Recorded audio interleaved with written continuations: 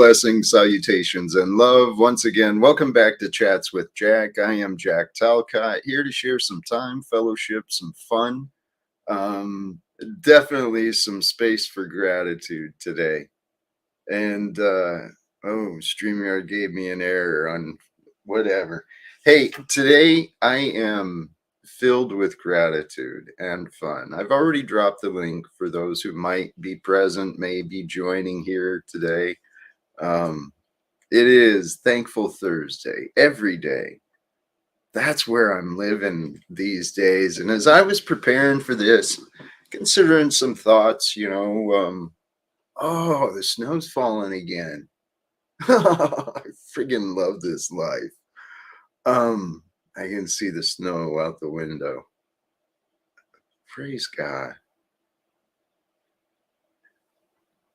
Where I allowed myself this right before the stream, help build a little confidence, is my pride. I am damn proud of my practice of gratitude these days, compared to especially compared to where I used to be. My practice of gratitude is strong, and I encourage each of you, each one of you, whoever you might be, whether you're listening now or later, start spending time seeing things, what you can be grateful for, right? And gratitude is the key to unlocking happiness and joy. The solution, brothers and sisters, all of it, it's right in front of our face. It's within us. To feel good about life, find things to be grateful for. So seriously, spend some time each day with intentional gratitude, with the intentions of finding gratitude. Spend some time each day warming yourself, your inner being with that comfort. Because gratitude, it feels so good, man. If you can increase your focus on anything in life, I encourage you, focus on becoming more grateful. And I think the key to that, honestly, I think the key to gratitude is through honesty and humility. See, it's when we get all arrogant and prideful, thinking, I earned this, I deserve this. So when we get all in our heads like that, it's real hard to find things to be grateful for. And then when you're constantly afraid or anxious, living in worry, am I going to get caught today? Am I going to get caught today? Or am I going to get hurt today? Is something going to fall out of the sky and hurt me? Man, we can imagine so many fears. I know it because I've been there. And some of you folks, you offer such a bright light. You know what I'm talking about. You know it already.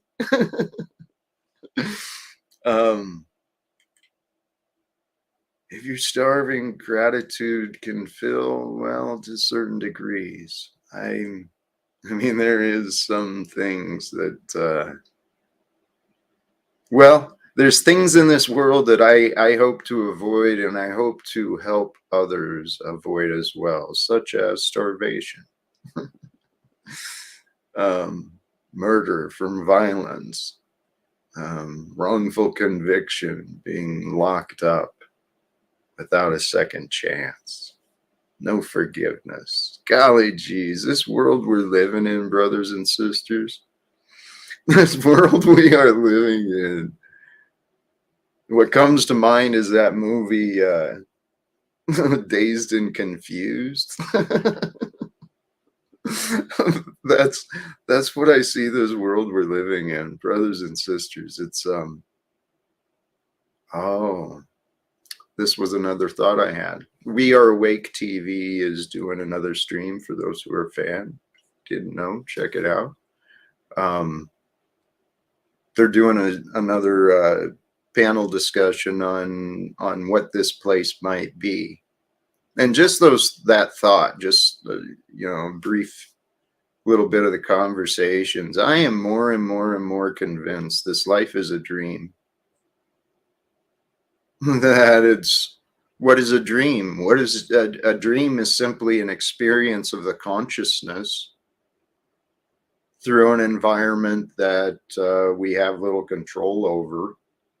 Well, we've got some control, but a waking day is just an experience through time and consciousness together. And so, yeah, this dream we are living in, it can be a nightmare. It truly can. And there's many people who are living a nightmare right now. I don't experience those people in my life. I mean, it's been a while since I have, but there's many people who are truly living a nightmare right now. While I get to understand, holy cows, this life might be a dream. Doesn't seem is life fair? Of course it's fair. There's a balance to all things. It's just our perspectives. We may not see the greater picture, the bigger picture.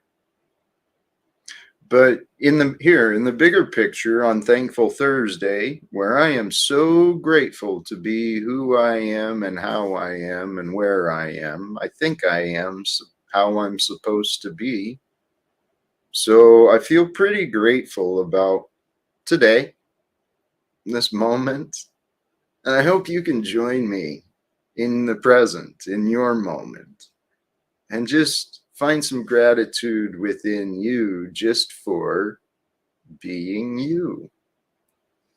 And recognize that what you and I are, we are a result of all the tribes, all the groups, all the gatherings together of our past experiences and all of the past. We can be united in a tribe with the entirety of the past and recognize, wow, all of that, everything that happened in the centuries and decades and whatever eons before us, all of that happened. And in my life, all of the past of this life has happened. So holy cows, now what? What do we do? I had a beautiful conversation with our friend, Miss Hava. She's been here on the panel a few times. She didn't get received the way I'd hoped, but anyway, we had some beautiful conversations earlier today about this. Now I lost my train of thought. We talked about a lot of things. Where I'm at today is from a place of love. I've been realizing that is truly who I am, and that is who you are. Every one of us. We are divine expressions of love that come in similar forms, but we bring different meanings forth with us. The fruit of the love we have within us, and it might be diminished. There's a lot of people who feel an absence of love within themselves, and that's why there's so much conflict and rah, rah, rah aggression.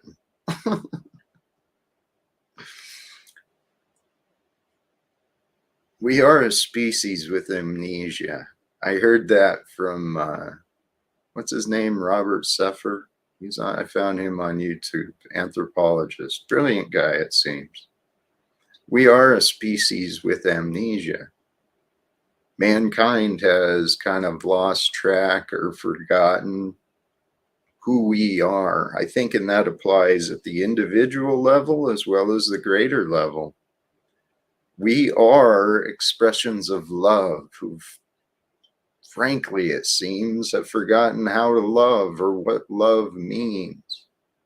Love is a unity, it's a bond, it's an unsaid, unspoken connection and a devotion.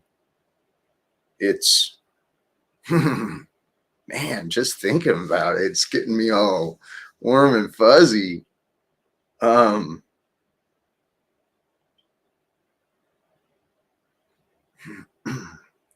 Love requires humility to be true.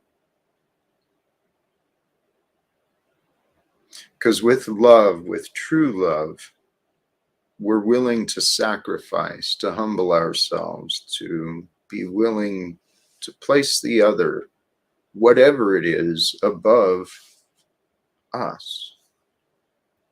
And it's a beautiful thing, really. Truly is.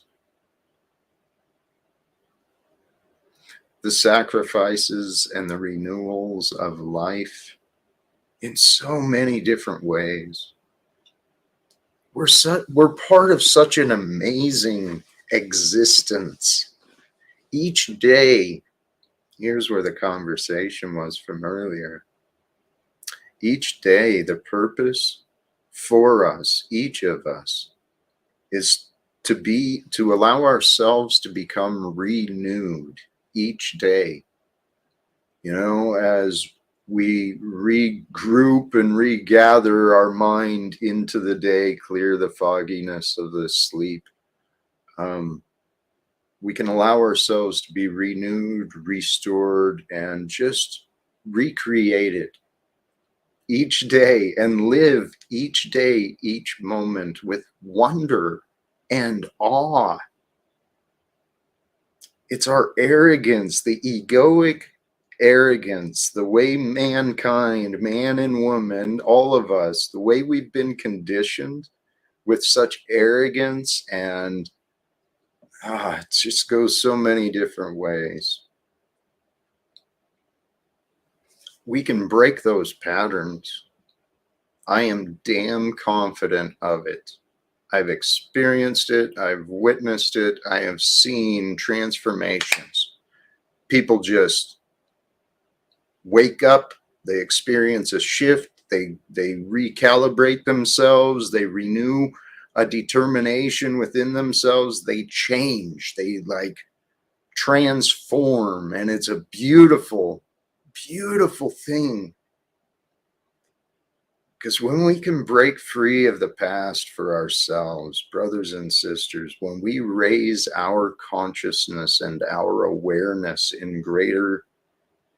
with greater thoughts in mind, rather than just our temporary desires, or, you know, all the distractions and entertainment, as each of us start raising our consciousness, recognizing the spirit within us is greater than, much greater.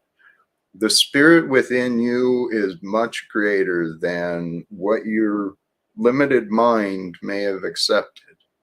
Now, I'm sure there's exceptions to you. Many of who, I don't know who's listening, but I'm kind of speaking how I was. Whew, I had no clue, man. I had no clue what life was about. Hey, brother Machine Lies and Provo, all of you guys, any who wish, feel free to click the link, man. Machine Lies, you got challenged and tested again. You know what? And I love your outlook. It's the other days that are, the unbirth days are far more significant. Rock on. That's solid, man. So, anyone who wishes to join is free and welcome to do so. But I am truly coming from a place of gratitude. And I did drop down a little bit, fell into temptation. Thought I'd provoke I hope my friend, the tribe, in a fun way. 'Cause I got nothing against him. I really don't have anything against anyone.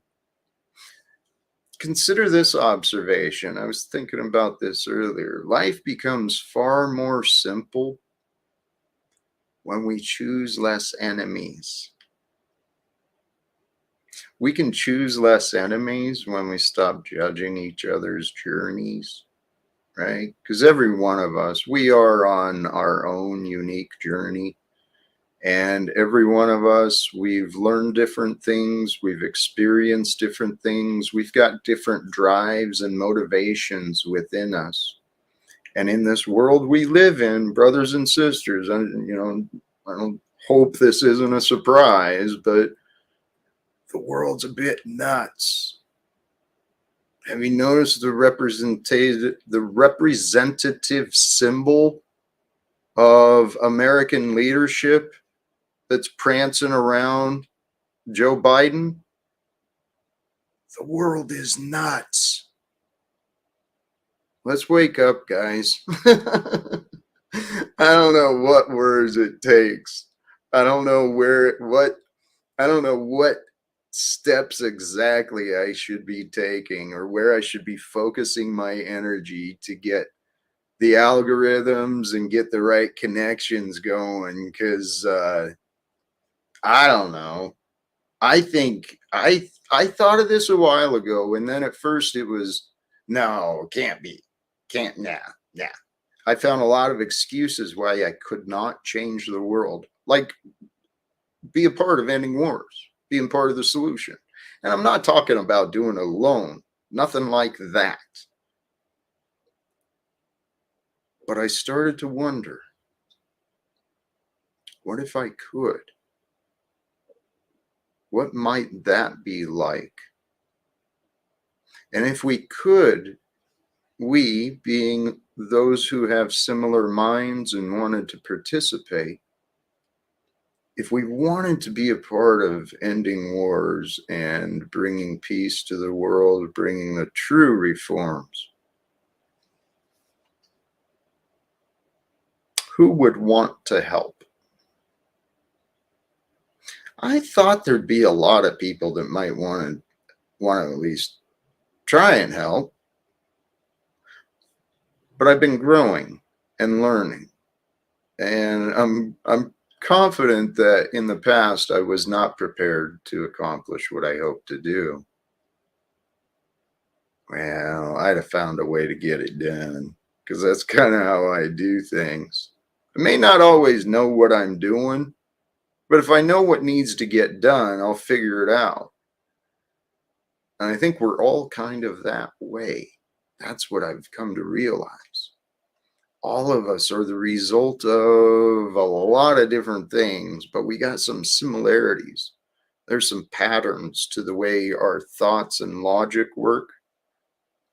And there is a logical pattern and reasoning to emotions. Every one of us processes emotions maybe a little bit differently, and we have different emotions on different things. It's amazing how unique everyone can be. And yet, praise God, there is a divine perfection that brings forth every day through us, with us, for us. And that divine connection, that energy, that power, I'm confident there's a connect. I believe it makes sense, okay? Conceptually, if you consider electricity and magnetism, the connection between electromagnetism, those two powerful forces, bring those into our mind, the concepts of our mind and our hearts. The intelligence is the spark of intelligence, and the magnetism from our hearts is what attracts and repels. And then I was watching an interesting documentary, not a documentary, an interesting video earlier regarding an overview, really, how magnificent our human bodies are created. Oh, the video was actually about how the all of our words that come out, particularly the vowels, they create these toroidal forms, or there's toroidal forms associated with the sounds, the vowel sounds that we produce. But anyway, the magnificence of this observation comes back to the perfection of our Creator. How glorious and divine. Whatever imagined and created this realm that we are sharing, this world, holy cows. Praise God. Our voice box, right? Our voices are coming through a little box biologically created into us to affect the sound vibrations that are expressed through the manipulation of our diaphragm, our heart. And all of this is a representation of the energetic feelings. Not all it is. I mean, our voices are divine expressions of intelligence and care, because we usually speak about what we care, even though we're saying we do not care. By the attention and expression, there's evidence that we do care. So maybe my mind's getting a little deep, but all that are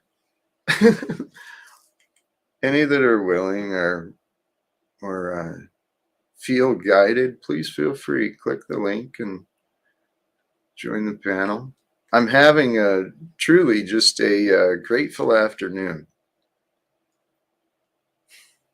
These ideas of love, man, it's so important. What was my notes?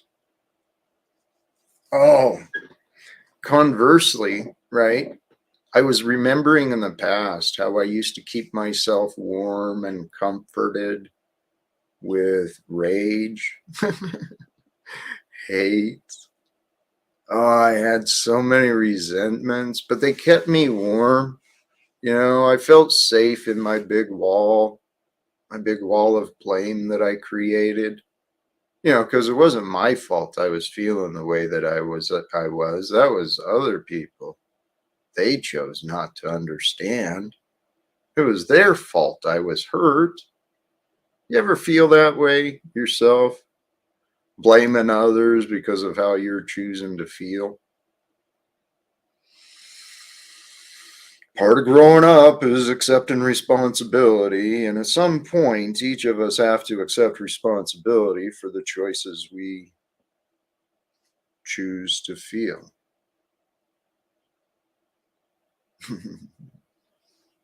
That's what I realized for myself. Blame didn't change anything. Complaining, you know, while it's fun and it might feel good to get complaints off the chest, what does it accomplish?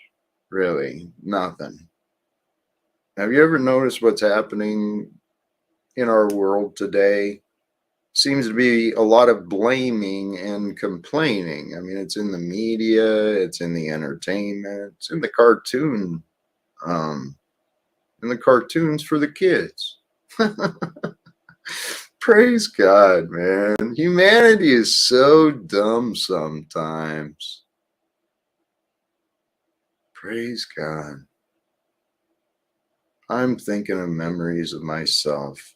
Humanity is truly dumb sometimes. And here, I don't think this may not have been associated, but that was my feeling at work. Oh, hey, someone asked for the link here. Please, it should be pinned to the top if anyone wants it. But hey, yeah, there we go. Back to machine lies. Starting a new year, the first day of the rest of our lives. Tomorrow will be too. Actually, that kind of brings up, I intend to talk about that tomorrow. The 1st of December, this, how we can create these significance for anything. We'll get into that part tomorrow. But today, yeah, brother, celebrate the start of a new year, new day, new life, a new moment. When might it end? We truly do not know. We do not know what the future may bring forth. Hell, we really don't even know a lot about the past. Not to promote anything, but to encourage learning. I was watching another video the other day. Some perspectives on history, some of the secret societies, and then some of the other mysteries involving Jesus, the Christ. What may or may not have happened with the the execution and murder he went through. There's a lot of mysteries in this world, and there's new discoveries that are happening constantly. And we live in an age and a time where we truly are so blessed. This YouTube, man, I do subscribe. I pay for the subscription. It's not a lot, but there's there's college professors and there's like scientists and all sorts of people who've put a lot of work into sharing knowledge. And then here I come on here, just, hey guys, I had some thoughts today. Let me come on here and let's talk about some thoughts.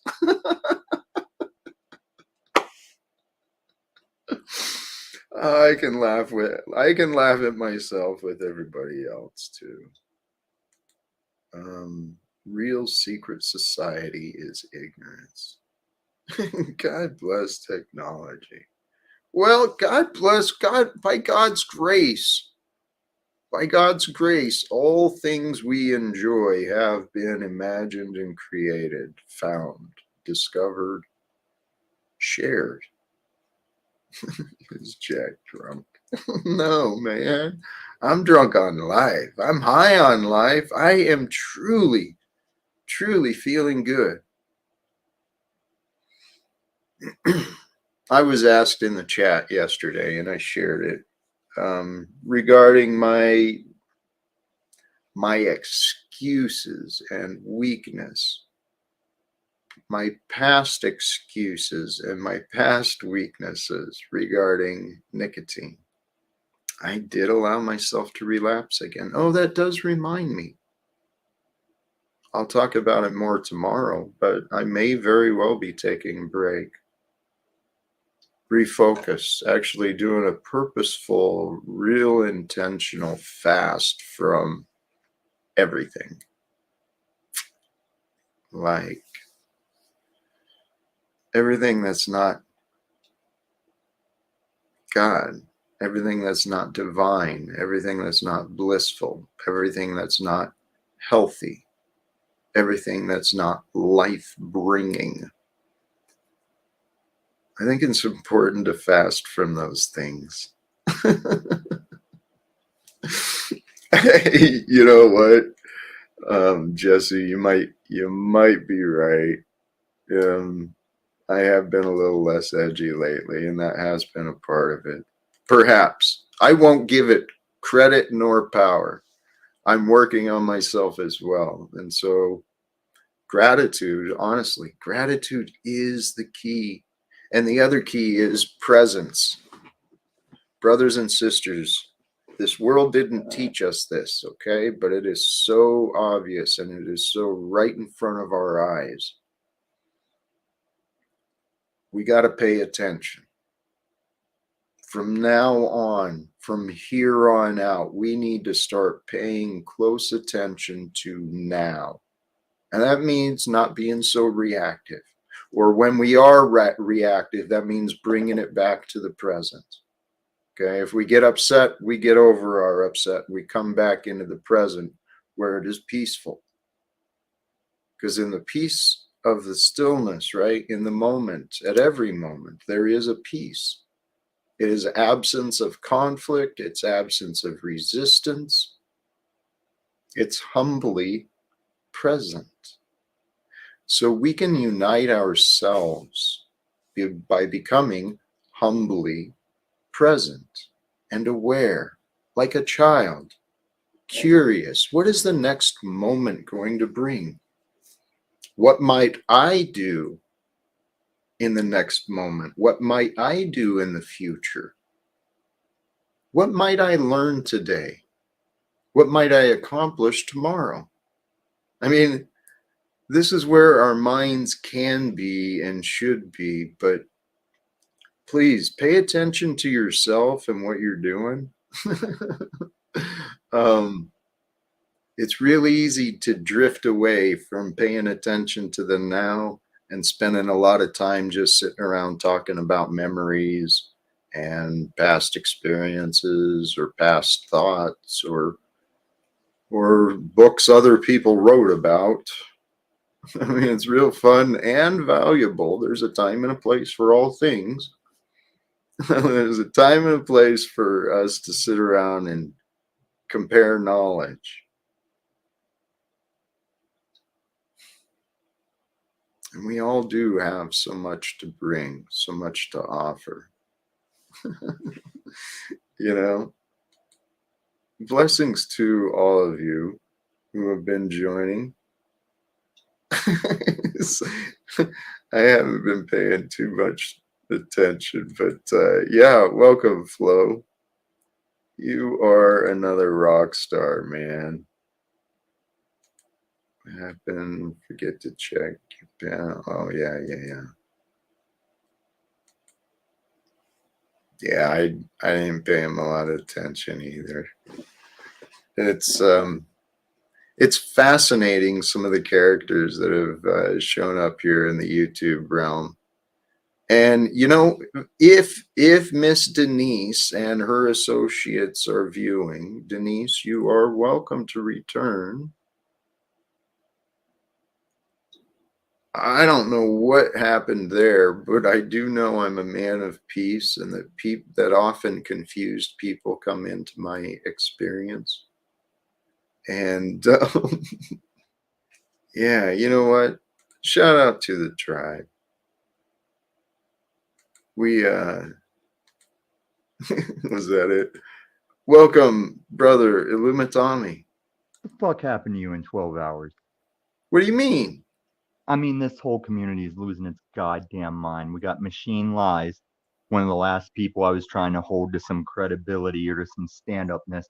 He does a train wreck for his birthday and then capitalizes on that bullshit by taking it offline, where now I can't even reserve my gift to him, which was one of my speediest, most epic spurgs, where I wrecked everyone that stepped to me last night. Now it's gone. Wake up and it's Well, gone. But as for you, wait. Jack Don't Talcott, blame have you him. just been drinking since that stream or what? No. Hey, Tom, please don't be so quick to jump to blame, because as I You look understood, like shit. You're talking like shit. What have you done the last 12 hours? nothing here. Well, As I drinking's understood, technically nothing. Machine Lies got porn bombed. That's why Yeah, his. and then he brought it back up. Then I came on with a migraine, gave him a birthday spur gift, and now it's gone. And now I got Moose. Hey, look. Now I got Moose over on that ridiculous nobody Bex's deleted channel. Moose is over there saying that last night Machine Lies was saying that he like forces himself on various wives and shit. And I can't have Moose out talking that shit either if it's not true.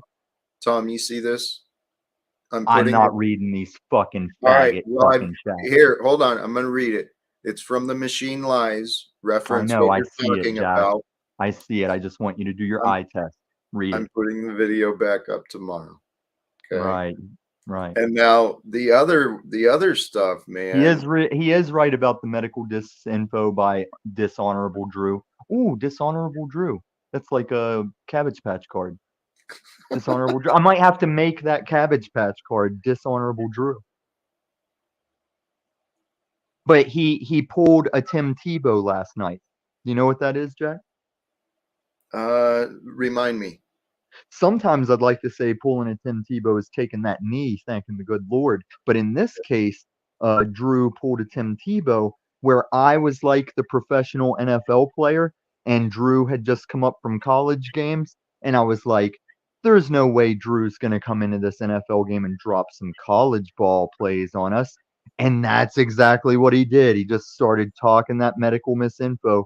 And I was sitting there like, where's he going with this? Why is he talking this obvious bullshit? And then later, after he got kicked, I was like, oh, it was against policy talk, wasn't it? I'm so First Amendment, I didn't realize that's what he was doing. He was playing that college ball shit, making him dishonorable Drew indeed. I must have missed some of that. You miss everything. You miss that I've spent all morning watching in the past month how you've gone over and sucked Paul's dick. Like you might as well be Snafu Snap. Fascinating. Here. It's not fascinating. Hold on. It's pathetic. It's like you're showing so far on your show today. Hi. Oh, and now the same way Machine Lies has the nerve to drop Snafu on me, you're gonna drop this cunt in the middle of our conversation. Hey, be nice, not this. Fuck Cynthia. Because I know she looks for somebody to do it, but I'm only gonna verbally say it. Be nice. Today is Thankful Thursday, Tommy, not whatever. I have no reservations to be nice to either of you. What are you most thankful for today, Tommy? That one day you're gonna fucking die. Okay, well, that's a good thing to be. And also the unhappiness you live currently. I love that shit. Jack, what are you most thankful for today? God's grace. Amen. Lindsay Smith, that's not the way to get this celibate dick saying go Cynthia. Amen. Oh, the difference between Lindsay Smith and Cynthia, she's got a chance to break this celibacy if she still looks like that. Tommy, for real, you aged with that. Have you seen Tommy's haircut yet? No. Now you sound like Snafu. So he's just are you the fourth Snafu? Right here. He's seen it. I leave my videos up, you stupid hoe. I haven't looked yet, Tommy. Oh, of course you haven't, because you only pop into the chat to be like greetings and blessings to panel and chat, and then you move on because you're fake, like this bitch you drop on. It really aged you. Like you went from being. That was the point, you dumb 304. Yes, I'm a master of disguise. Sure. So, well, what are you besides a fat HR representative? What'd you say? I didn't stutter. You have a tendency to take over. Hate you, and it's very valid. I'm trying to kind of bring. Now this jackass is up here. I wish I would have got him the first time he came up talking his dumb shit. What? Uncle Fatty. I don't like him either. He's a boomer POS. I don't want to completely jump right into the middle of a conversation or anything, but I think I'm gonna go ahead and do that. Yeah, that's exactly what you did. Thank you. Yeah. Hey, I loved your woodworking show. Thanks. It wasn't you. You're just that boomer. Today is Thankful Thursday, Uncle Fatty. What are you most thankful for today? I'm thankful for Jack's show. I do your priorities are all fucked up. I'm thankful for being able to come on and see a guy that's actually like in tune with himself, you know? The fuck he is. Thank you. Tommy? Wouldn't you think, Uncle Fatty, you've got are you divorced or you got a successful family? I got one question. One question, okay?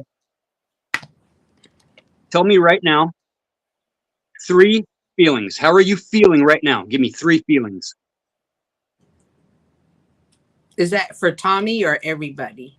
Or Jack? Well, you think everything is about you, Cynthia, but I only talk when the host unmutes. Do you know that I was clarifying? That's why I asked questions to get clarification. Did you clarify if this was a good idea for you to come up or not, Cynthia? Tommy. 3 feelings. Tell me how you're feeling right now. Give me 3 feelings. Tom, please. Fuck you. 3 feelings. Validate it. Why do I owe this man any answer when he's a boomer PO? Okay, what else are you feeling?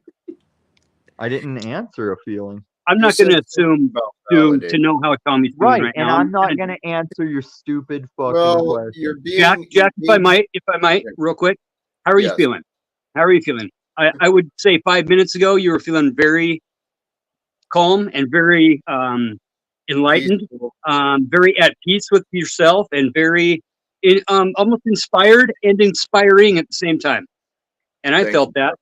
Mm-hmm. And Thank you. I don't know that it's your job to follow everybody around online and know everybody's intricate, most significant, minute detail of what they've been doing with their own lives. I didn't realize that this was the platform for everybody to Right, do that. right.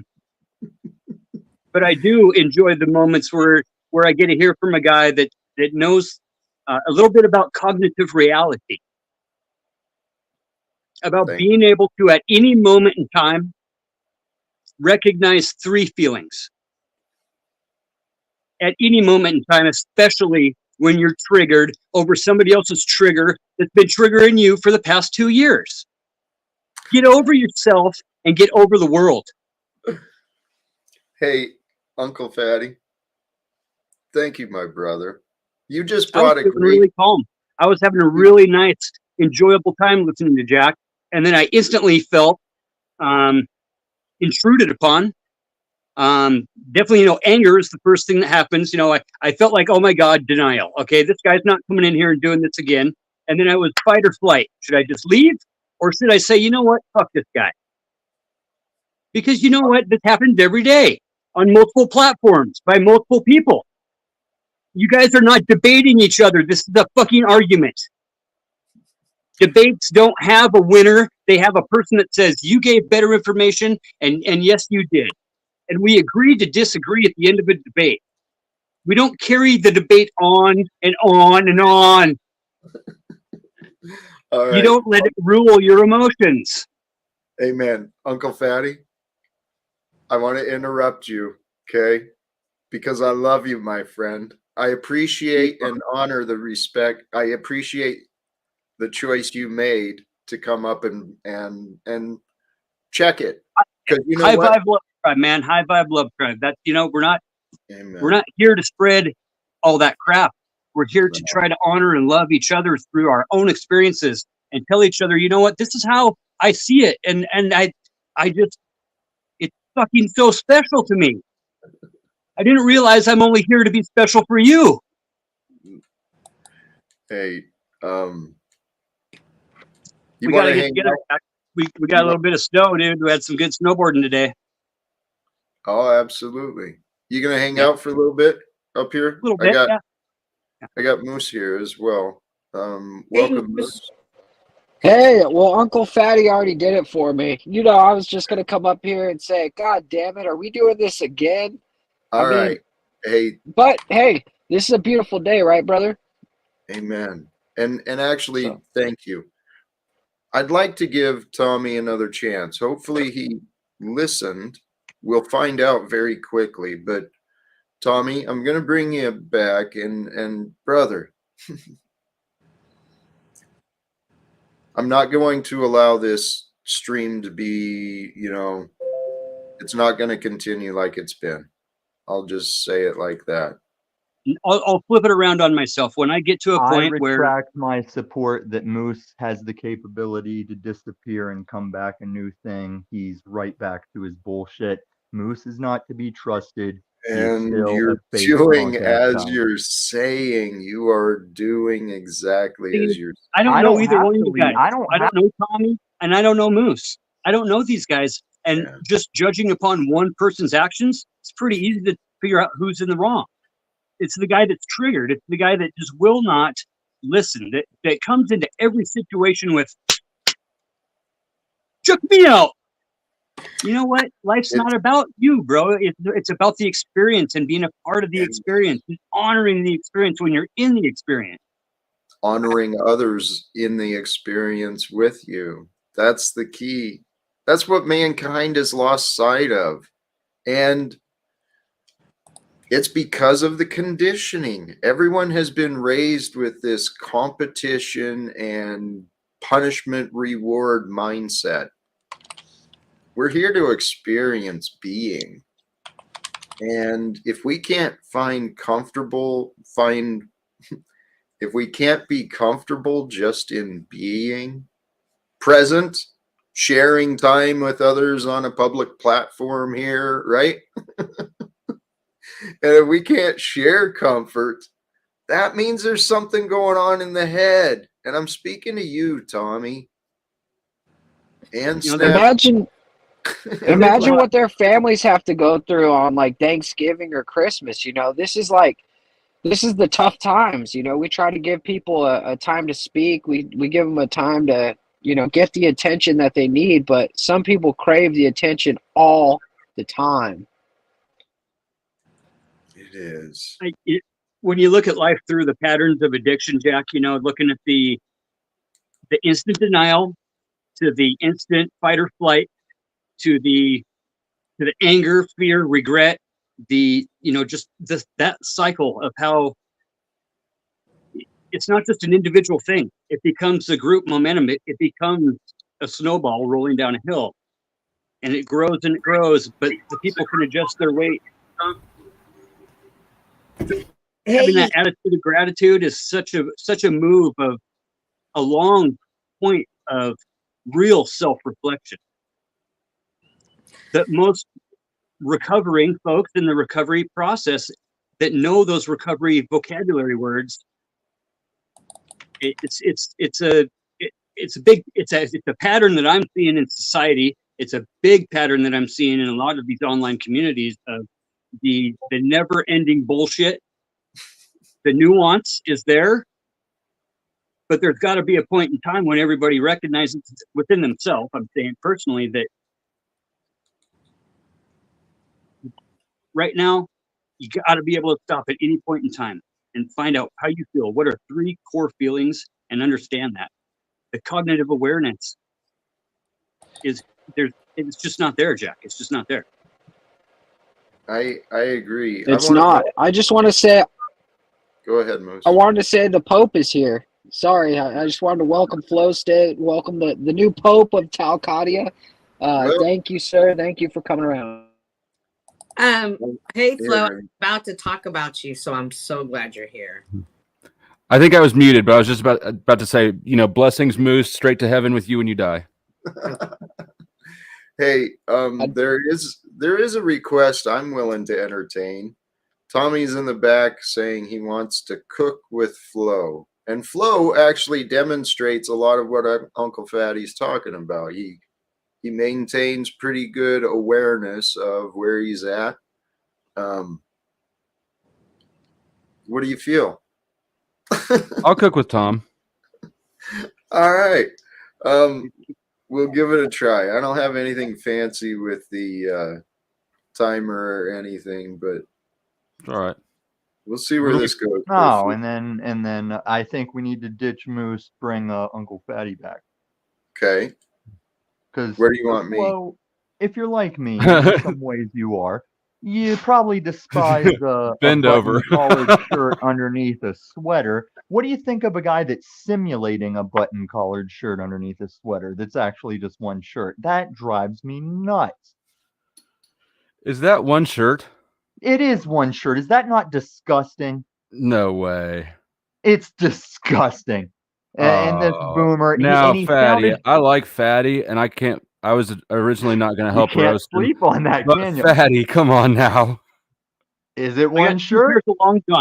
It's 2 pairs of long johns, dipshit. I just got done. Okay. Well, I had those bases covered. It's equally despicable to have the collared shirt under a sweater. Do I care? It's not. No, it's not. No, it's not. Do I care? It's like being so teen church leader enough you had to say, "Oh, we got some good snowboarding." What Tommy means to say is he apologizes for bearing false witness. Oh, I just made a wrong assumption. I'll stand on that. Let's talk about another pattern in this whole debate sphere, right? Oh, we hear patterns a lot around here. Where was this going, Tommy? Instant. Straight to hell as long as it's your show. Personal attacks. The Pope, the metaversal Pope can't even keep this show out of hell. Hey, I gotta. What's right is right, and that is not a one shirt.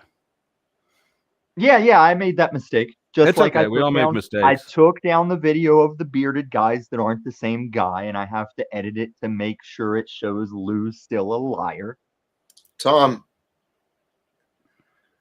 If he kicks me, oh, Sterling's blocked. Sterling's cheerleader, like Jessica James. No, Sterling just goes around Tom. How does that make you feel grateful? What does that do? What is it that doing that Oh, allows that's you to what feel you get grateful wrong, later? Uncle When you get Boomer. out Is to what do it, you get when wrong you get out, is there's too many people in this community. They keep thinking this is all about a show with ratings, and you don't No, realize this is just It's no. my not space. your show, This Tommy. is my That's the thing. Okay. It's not your show.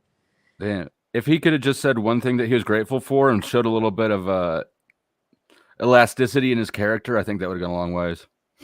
So I was thinking about Let- this today. Bear with me just a moment, please. Okay. Tommy, that was it. Okay. Just enjoy or continue with your day. But that was enough. Cynthia, go ahead. Hi. So it was actually kind of touching on what Uncle Fatty was saying, and it was about flow state. So I'm glad you're here, Flo. So, of course, I don't know if anybody saw a Flow show last night with Scott, and that was just like watching a huge loop with him. Like Scott is on the verge of being a Tommy or a Snaps, but I feel it's the conversation that puts him in that loop. And I was thinking, man, if Flo could just learn to pull out these great conversations out of people, and I don't even think it's the people that's the problem. I think it's the conversations we're trying to have with them. But unfortunately, someone like Tommy does tend to make it all about him. So that's what I think we all enjoy the conversations, but we need to understand like some conversations just aren't going to go well for some people. When we're in that stage of addiction and we're into that tunnel vision, we're in our own bubble. We're in that cycle. Our brain is in that cycle of dopamine hits, and I don't know that it's a fair think- assumption to say that he's looping in a stage of addiction or that anybody is. No. But when we are, and we're confronted on it, the first natural reaction is denial and attack, and that's the Okay. cycle that I'm seeing he might be in. That I've been in, that I get in for sure. So are you saying he's Tommy's addicted like to the Joker. combat loop? Yeah, he's like the Joker of the metaverse. He deliberately like tries to control other panels by coming in and being the jokester, the trickster, kind of stirring the shit. Kind of like the Loki character. You've got some Loki too, Moose. Mm-hmm. I know. I'm backing off it though. I'm backing off it a little I'm more bit. of a Bartleby myself. You just have a different approach. I'm not sure. I hear you. I see you. I'm not sure if I believe you, but however, I didn't mean it in an insulting way. It's just an interested observation. I do feel you on that, but I've also seen Moose like open himself up more and expose more of his life. So that's to be I see it and I notice it and I can respect that because this is a transitioning time in his life. So one thing that London Man did say to me is like, because there's some people that I'm like, I never want to talk to them again on the metaverse. He's like, but watch their behavior. And if their behavior starts to change, maybe your attitude towards them should start to change. And that was pretty solid advice. Can you pause this for just a moment? I'm sorry. Yeah. I timed out Smith. How do you untime someone out? I don't know. You can't untime them out. No. Right. He was timed out for 5 minutes. He'll just come back in 5 minutes. Yeah, sometimes Smith needs a timeout, though. Well, he did, but apparently others were waiting on him to answer a question. So I interrupted a conversation by butting in where I didn't need to. And here's Jack. Catherine? You always put too much pressure on your own shoulders, brother. That's You're true. always putting too much. No. This is your show, man. Yeah. Thank you. I appreciate that, but I'll accept.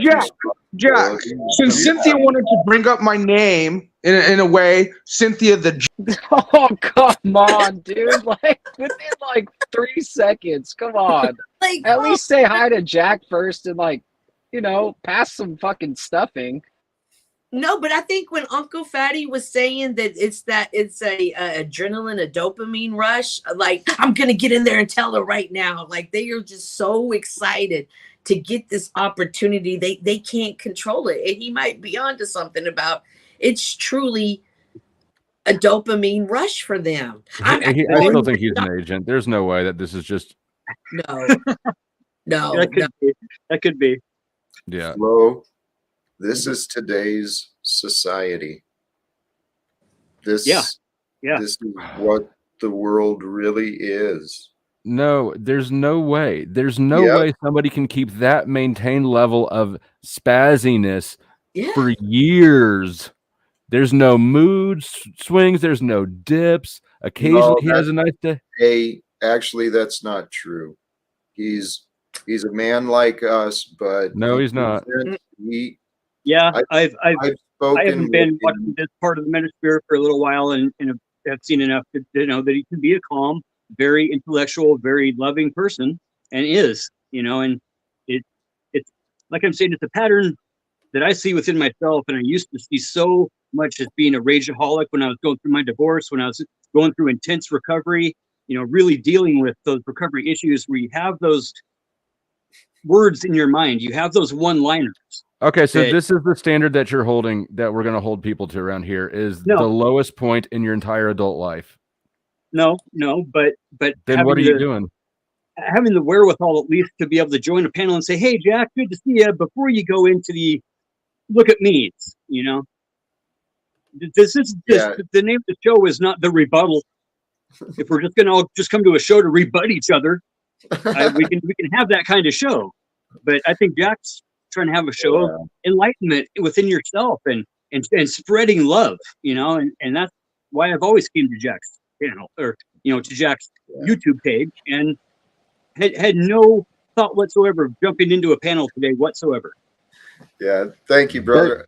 I don't know if you knew, but Tommy was up here doing his patterns, and Uncle Fatty did a nice job of. No, Uncle Fatty is incredibly obnoxious right now. Really? Yes. I don't think so. How self-righteous, Uncle Fatty. No way. Yes. We can let it go. We can move on off it. Uncle Fatty's incredibly self-righteous right now. Good job. Blessed are thee. You're holier than everybody. I don't see that. Did I say that, though? Did I say? I'm trying to, you said it. You said it. The Pope of Talcott has spoken. Well, stop. Golly geez. Here. But we're off it. I'm scrolling through my old back chats. I'm distracted on something else anyways right now. Okay. We've already forgiven him, Jack. We've already turned the other cheek. He's already forgiven somewhere in some universe. Oh, God. And Snafu has another chance. Okay, Cynthia says my name, but you boot me. No, it's not that. You today. Today's Thankful Thursday. What are you most thankful for today, Flo? What am I thankful for? Yes. Well, I'm thankful for sarcastic quips. I'm thankful that I found my Pope hat, and I'm thankful that wizard still looks like a douchebag with his Hitler mustache. I love that video you put Wizard talking about his poly life. I know. Isn't it funny? Is hilarious. Like, Paul, I mean, I don't understand why you don't have conversations about the poly life and how it works and what's we would all like to know more about his poly life. Like, how does that work? Well, yeah, especially since he went and ran with that and didn't know that Eddie is a dog. Hey, I just left it up there. So now he's trying to say I'm into bestiality. That's quite the projection, guy. That's not what I said at all. Well, Eddie happens to be a dog. Wow. I mean, that's not even close to anything I ever implied, guy. Well, you might want to think about that again when you referred about a third party in my relationship calling me polyamorous, when that third party you gathered from being Eddie, and Eddie is the name of my dog. All right, well, thanks for adding more context to the clip. Go get Eddie. Let's get Eddie. Conflict in the church, folks. Conflict in the church. No, hey, Moose. And real quick here, Jack. Not helpful. Thank you for having me up. And real quick to answer the question about Thursday's thing. Gratitude. Yes, I am thankful. I am thankful that I am compassionate. I have love and I have satisfaction. Thanks to Uncle Patty here, or Uncle Fatty here, in requesting the 3 feelings that I feel. Those are the 3 things I concentrate on those all my life, because those are the things I've struggled with all my life. Well, Thank good. Hey, Wizard, before you go, I'm looking through my old live chat and I'm not seeing anything from you. Mm. Now, All right, I want to go to what I'm thankful for while you think. Time you out eventually, but I've untimed you out since then, so I don't know if they come back or not, or if you said things before I hit you up. But no, you timed me out on El Perro, and then when I came back with Heckle Bus and told you that you had 16 more to go through, you gave up and said you're right. If you find, I mean, then go back and look for it. I never timed out Heckle Bus. You're right. So no, you do it. You're the one that I'm doing it right now. I'm telling you, I'm doing what you asked. It's not there. 45 minutes. I yield. I'm not going to argue with you. Okay, thank you. Okay, thank you for yielding. I'm thankful to have a place to come. I'm thankful to have a place to come and have fellowship, especially with with Jack, with Flo, Cynthia. Hold on, Keith, were those 2 separate? and now You're Uncle Fatty. grateful to have a place to come and thankful to have a place to come for fellowship. Were those separate things? Well, I'm practicing semen retention, so I'm thankful to have a place to come. Yeah, all right. I'm actually not, but I'm also thankful to have another day to be alive, man. You never know when it's going to be your time to go, and so I'm thankful to be here. Indeed. Thank you. Hey, Fatty, fist bump. Sorry, I was crabby. Fist bump. I see it, Flo. I see it. I do. Right.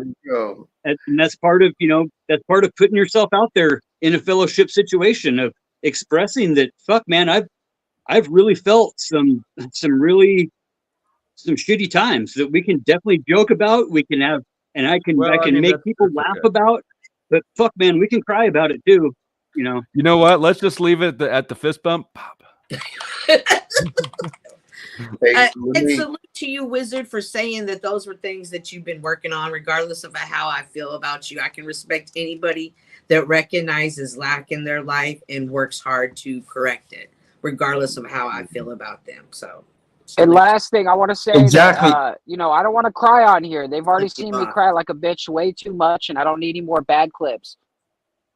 Moose. I missed it. And I forgot about the clip button. Yeah, that's the other thing. Everybody's worried about that clip button, And just so you know, Cynthia, you can go back through my videos, everybody, and see that the first 5 years I did these videos, I didn't have this problem because I didn't get involved with these panels. It's only when I got involved in these panels that passion and stuff started coming out, made me look like an angry old man. I agree with that. I see how that made me look. I don't want to look like that. That's why you see the changes you see in me in this last seven months or so. I guarantee you go back, you will see those changes. Just like Jack knows.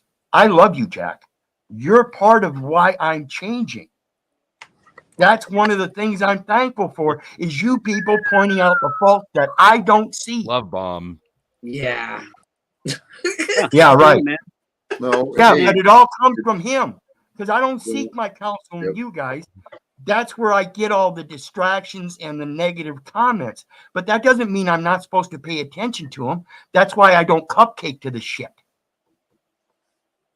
Amen. I want to let me address something here. Snafu, especially with the new name you've chosen for the StreamYard, especially with that last step you chose and the other choices you're making, I think you're done for the day. Just like was Tommy, feel free to view and enjoy from elsewhere. Holy cows. Sorry. And again, sorry, Snaps. I'll take up for you tomorrow, but it's a pattern.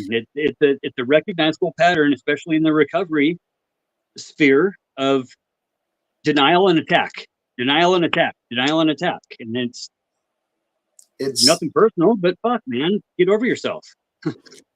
I'd say it's the American way, but I know it's beyond just that. I say that too. There's only 2 places.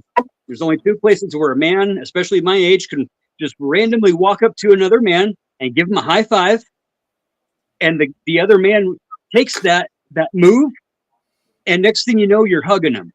What are those places? The Ski Mountain and AA. A gay club. AA. After Alcoholics Anonymous, when you walk up to another guy and you want to give him a high five, chances are you're going to get a hug.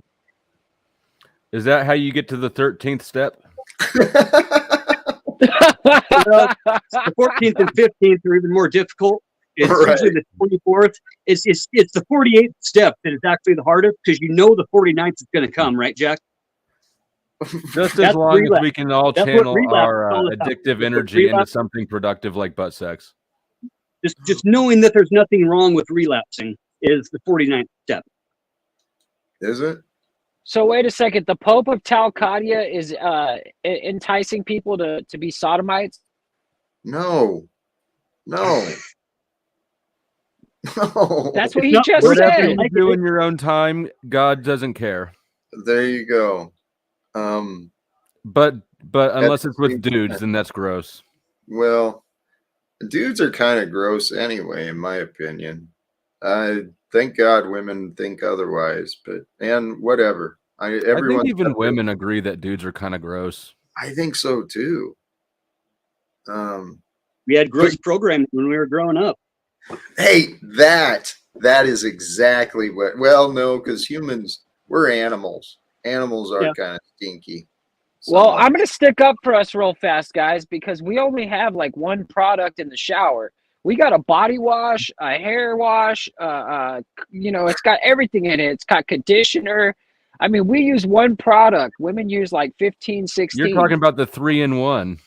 I don't even need product. It's like a 12-in-1, bro. I say that's just part of the. That's all part of the struggle to keep the woman down, though, and keep her spending all of her money on product. Our money. Flo got it. I say this all the time. Men don't understand women, and we need those products. I'm not saying we need all of them, because a lot of those products we can make ourselves natural. But yeah, we do need the lotions. We do need the body washes. We need soaps. We need shampoos. I agree. Conditioners. Like, y'all don't want to smelling funky, do you? I'm not bagging on you. Yeah, I actually agree. It's a good not investment. at all. We don't want you smelling funky. Yeah. I spent 7 months up in the mountains. I spent 7 months up in the mountains in the Appalachians, and I washed my clothes and my body in the creeks. No soap, nothing. I never had any problems. Running my head in that sand and using the sand to wash my scalp and take off all the exfoliates. That's how I did it. I didn't need soaps and lotions. Looking like Hitler right before the fake suicide. Just saying. Hey, not to change our fault. Thank you. Do you use soap now, or do you still just use water? Because I use hot and cold water. Okay, then do you use toothpaste, or do you use sticks? Okay, so you're funky. No. You can ask my companion. You meet me in person, my mouth isn't going to smell. I keep my mouth clean. I brush my tongue. I brush the roof of my mouth. I don't need to use toothpaste. We don't need to do a lot of things, but we are blessed that we are able, and we have the luxuries. We need to do more than that. Right. You know, the last time I washed my hair with any kind of shampoo was 2 weeks ago. We could tell, though, because you rubbed your hands around in it and it stood the fuck up, man. Do you use toilet paper? It's just of course.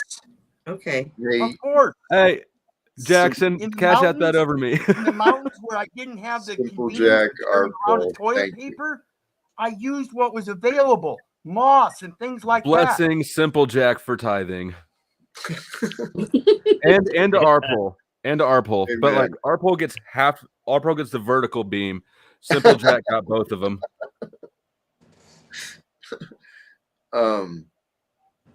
Hey, good luck with that, Lindsay. I get what I get what you're offering about being natural. There is something about being natural. And, you know, a lot of the things that we've been doing, tradition or just society teaching us that we need colognes and perfumes. Well, Good. I like a good smelling man. If you smell I good, know. you're in the grocery store, I will stop you and compliment you. Like, what man doesn't enjoy a good compliment? You're right. Did that See, end up- there is that. Was that you at the grocery store last week? Maybe. But men like it. Like, they genuinely like it. And if they take the effort to smell good, they want to be told, especially by a woman. It might be weird if another guy said it.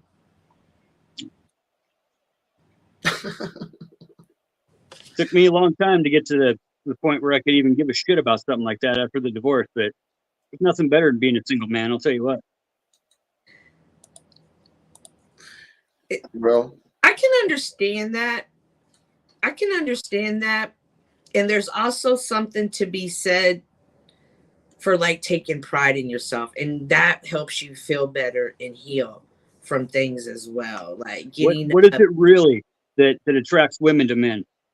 It's their confidence. Absolutely. It's the way we hold ourselves. It's the way we talk. It's the way we present ourselves. The gray sweatpants. I always thought it was the ruler I carried around. Women are meat gazers by nature. people are people. We're very well, we're everything. I heard something recently about the communication and how men are accustomed to communicating back to back, and we can communicate shoulder to shoulder and from a distance out in the woods, right? But women more so are very eye to eye and very close and intimate, like homemakers that were baby raisers, that were around the campfire, that were more of an intimate setting. And men, I mean, we can talk from 50 yards away, both working on something else, wall banging nails, and still have a conversation. Yeah, and women are much more consistent and constant. Did you say banging rails? I've never done that. Oh yeah, huge one. And you've never banged a rail? And men have consistent communications, even though they're over long periods of time or great distances.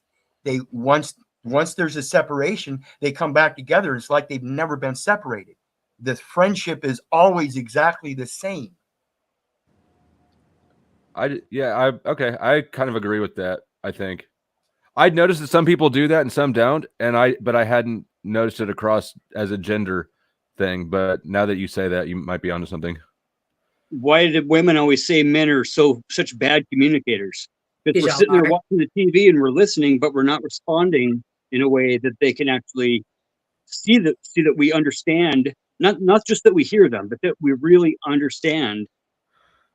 Other than going, well, there's no eye to eye. There's no real intimacy with the communication.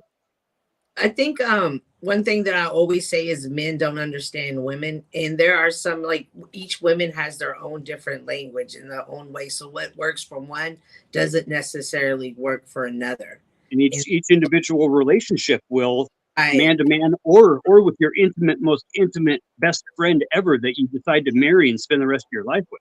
Mm-hmm. You're going to know each other on a level. Absolutely. I've been running into a bunch of couples. The last 3 couples I've met are all couples. One was in their 60s, and they still play practical jokes on each other. And they've been married since they were in their 15s. They started going together. Another one just celebrated their 21st anniversary, and he said, she's absolutely my best friend. We can just drive around town and laugh at people, and we just start laughing at the same time. So it's truly the friendship and the ability to connect. And whereas some people think it's looks, money, job, status. Ooh, nobody likes you because you're fat. They love to say that to me, but they really don't know. But it's who you connect with. That's because they've never been with a woman with real curves, Mm. Yeah, straight up, Moose. No, I'm serious, bro. Because my wife was a bigger lady when I first met her. Right, she was 50 pounds heavier than me, And everybody was like, when we were getting married, there was a couple comments going around or whatever. Now she's skinnier than me. She's looking like, you know, she's like the body that other people wanted her to have, right? And me, I don't care, because I loved her for who she is, man. I loved everything about her. I love those curves. I don't like going bone to bone. I know most men don't like doing that. I got divorced when my ex-wife got too fat, so speak for yourself. A man told me the other day that if he meets a woman and she doesn't have stretch marks, he's not attracted to her because he doesn't consider her a woman yet. I was like, weird. Okay, that's nice. Well, that's like gatekeeping and shit. That's weird. That sounds sort of like a pass, like it's a soft pass or something. I would call that a rationalization or a justification of some type of something that ends up being a cop. I also never said my wife was fat. I'm just skinny as fuck. Yeah, you are a little guy. But one thing we can all agree that no dudes care about is whether or not you have stubble. That's not true. And y'all don't care about if our toenail and fingernail polish match. We won't even notice, probably. I know. That's the thing that it all comes. Relationships Jack, in general, would you notice?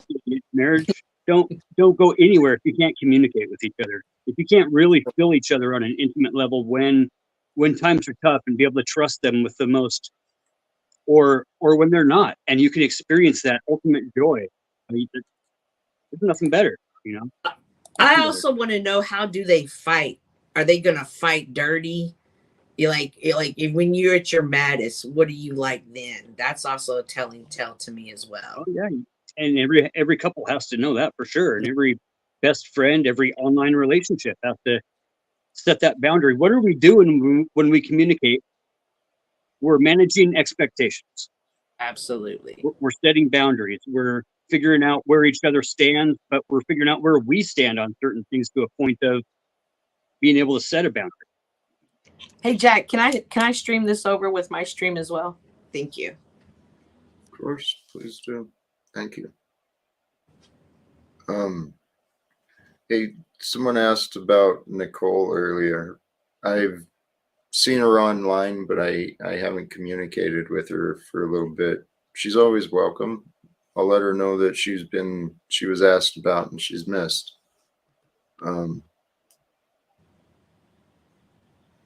The topic, relationships. I mean, that is what life is about. And considering the topic of what I was thinking earlier about love, it requires care and attention. Simple as that. It's if we can sacrifice our time and attention for that which we love, it can be work. You're right, Cynthia. But every day and every moment, we get to choose what we love and what we want to connect to in each moment, with the greater purpose of those who we love in mind. I don't know. Loving ourselves is even harder. Hey, actually, thank you. Where you were going earlier with got this, a Jack, new with custom emoji. self-reflection, being able to love yourself enough to love the world. What is the custom emoji? The custom emoji is a Tarek emoji. That guy. That is perfect. And so next live stream, everybody will be a Tarek emoji, except for Tarek, who's going to go back on the block list because he thinks he's cute, threatening me down there. So good job, Tarek. Everybody gets to piss on your face except for you. To answer SH here, I think, when it comes to love or respect, what's that? I fully feel 100% that they are 50-50 equal partners. That love is respect and respect is love. That's what I was one thinking. Can't be it's not a 49-51. It's either fuck yes or it's nothing when it comes to love and respect. Hey, good for you. You saw my anger reflecting yours. You saw what you didn't like in me. That's how we learn from each other. We learn from what comes up within us. That is where we should be looking. The world doesn't teach us this stuff. It teaches us to find a blame, find an excuse outside. But we're here to learn about ourselves. It's really, that's the purpose. And hard to do that when you're calling everybody out and not looking at yourself. And when you're just sitting there waiting to respond to something and not really listening and not really hearing what the other side of the conversation is all about or even is, then it's just a back and forth. There is no nuanced conversation and confrontation and calling each other out all the time over the pettiest who knows what. How many of you been in a fun house, the House of Mirrors? How many times? Yeah, there's platforms for health. You know, there's all kinds of platforms for that, though. And Yeah, when you how many times have you walked straight into the mirror? That's what we're doing on here, but we don't feel it. We don't see it. We don't hear it. It's an intangible thing.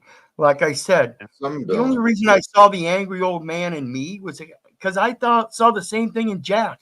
While we're sitting here calling each other names, we're calling each other the very names that we exist in ourselves. Well, amen. This is something I've honestly been, not to bring up names, but that's honestly something I've been trying to communicate to Paul and others. When most of our accusations, when we're throwing around accusations, we are most times describing ourselves. So, El Perro, I'd like to offer you thank you and congratulations for you, your awareness and your growth. It has been noticeable, and I've seen others recognize it as well, brother. So what I'd like you to consider too, don't just look for the bad in me. See the calm, kind man. Why do you think I'm here, Jack? Amen. Well, see that in yourself as well. Well, remember, that's how I came back. Remember? I Charlie Chin. I know. Silent. I missed that guy. You can't make somebody else That guy was angry. better than That If guy. you're silent, it's very unlikely. now. We've just got Wizard with a Hitler mustache. No, we just got Hizzard. If you're silent, it's very You gotta get some unlikely. tap shoes on this guy. If you're silent, Sorry. Wow. Sorry, Wizard. Just one real fast. Is no one going to say how he is in solidarity with Cotflix? silent, Wizard is? unlikely. Yes, he did that for Jack, so Jack didn't have to be the only Nazi on the panel. It's very unlikely that the Dude, other person I that you're don't trust communicating Wizard with, as far as I could throw him. Like, Dude, we got to stop interrupting him. He gets mad about it, and it's not cool. To be We're honest. trying to give him a stroke. Keep doing it until we see if he strokes out. I see it, and yep, brother, it looks like you're being triggered and tested. So have some fun. yeah, I'm not triggered. I'm being tested, and I recognize that. That's why right. I'm not yelling. All right. Don't you get it? You're Don't doing you that get thing it? where your hair bounces with your emphasis. do it again. I Yeah, encourage that's you. how we know that you're triggered. No. Have So fun. Yes, you are. when you're communicating with somebody in What? silence, it's very unlikely. It's very unlikely that you will make them mad. Huh. Well, Some people are just chaotic on the inside, and it just carries over. And Are you talking about me or Moose? I'm No. talking Oh, about you're talking about generally, I'm talking about Wizard. every last one of you There's agrees different that you levels. like me better when I'm silent. well, Point made. how about this? That's an example for all of us. Because who are we going to offend if we're silent? That is true. And yet, our egoic will and desire, when we're speaking, we feel like we're in control. Well, that's a bad priority to live life with, is to not offend anybody. That's a terrible priority to live Oh, with. I agree. I agree. There are times and places for battles. I was only proving a point that I can be silent. You have a mouth. Okay. But you were still offensive while You you were. didn't prove it for very long. I don't think you've proven your point. But what I'm saying, You can't be silent. I agree, No, you Cynthia. can't. I was Try to get No. Try to get. I Didn't was do it. I was making rude Cynthia, we were comments. silent way longer than him, weren't we? Mm-hmm. I was making Damn. Disappointed in you, wizard. comments in silence, and they were accepted. That's my point. People don't tend to take paperwork or comments in paper so literally unless you have a face you can put it to. Wizard, you're a spy. Yeah. No. And your hair needs washed. Perhaps. But praise God. Hey, praise God. This is still doing it, handling it. Hey, this is the point. This is our adventure, our choose your own adventure in life. This can be a dream or a nightmare. We can go through it, raging and angry and full of accusations and torment. And I want people to feel peaceful and loving, kind. The whole world could do that. I know we could if we tried. I mean, here, for each of us, what prevents us from being happier? I'm pretty happy. I'm pretty. What prevents you from growing your happiness? Nothing. I would say that I my ability to control my own emotions, because like when other people trigger me, I tend to do something that makes myself feel terrible after, and so that is something that stops me from joy. But that's myself. Hey, I honor that. That's a humble response. In the end, it is our own self that prevents us from being happier, from doing a better job, from responding the way we'd prefer. And Moose, I love that you here. 2 examples right here today, El Perro and Moose. They're good men offering, hey, yeah, I'm working on myself. Finding some things that, I didn't appreciate as much, and I'm growing in that. That's the whole key to life. We make it so fucking hard on ourselves and each other. It's easier to, I think it's easier to overcome our triggers. Number one, when we're present and intentional, kind of mentally prepared. All right. I know if Snafu or Tommy comes up, they're going to bring in energy, and I don't want that to trigger me. We can prepare ourselves and figure it out. Jack, what I've been thinking about these panels is it's kind of like cities. The smaller towns, you have like a tight-knit group, right? So when we have like 3, 4, 5 people on here, you've got like a tight-knit group. Mostly things are going well. Then the city starts to grow, and then you've got like one person in the group that doesn't really like someone, and then the conflict starts, right? And then the panel goes up to like 12 people. And now you've got like 3 or 4 people who are making teams and making cliques and like making drama in between each other. And so it's like I think that if myself included, if I spent more time just doing the right thing, there'd be a lot less wrong out there. Amen. And if all of us just really tried to focus on doing the next right thing, if all of us did that, if we all tried to be more like the example of Christ, if everyone was doing it, it would be normal and it would be easy because everyone would be helping each other improve politely, nicely, kindly. I don't know. I think that's why we should recognize this metaverse, even our real life, everything in life, as a test. It is. Now I honor that. That can go the other way though too. Tests can become real burdensome, right? We can place a lot of expectations on ourselves, a lot of worry and overstudying, and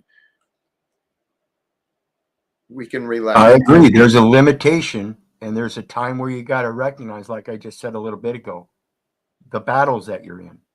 If it's a valid test, then man up and go through it and show them that you're a man. Amen. If it's bullshit test, you should be able to recognize this. This is why I say, when you come to me, you got to come to me in the spirit. Otherwise, I'm going to pretty much reject you right away. That's what managing expectation is right there. It's the setting of those boundaries. It's the realization of where those boundaries even are within ourselves, and being able to say right now, I feel like I'm being pushed. I feel cornered a little bit, but I also feel, I feel strong in my resolve within myself enough to fight for what I believe in. And if I don't say something, I'm going to feel like a fucking dick for the rest of my life. So I better go off being a dick right now and have an understanding with the gentleman that we can agree to disagree. We can understand that our boundary beyond this little one we're setting right now is more than that.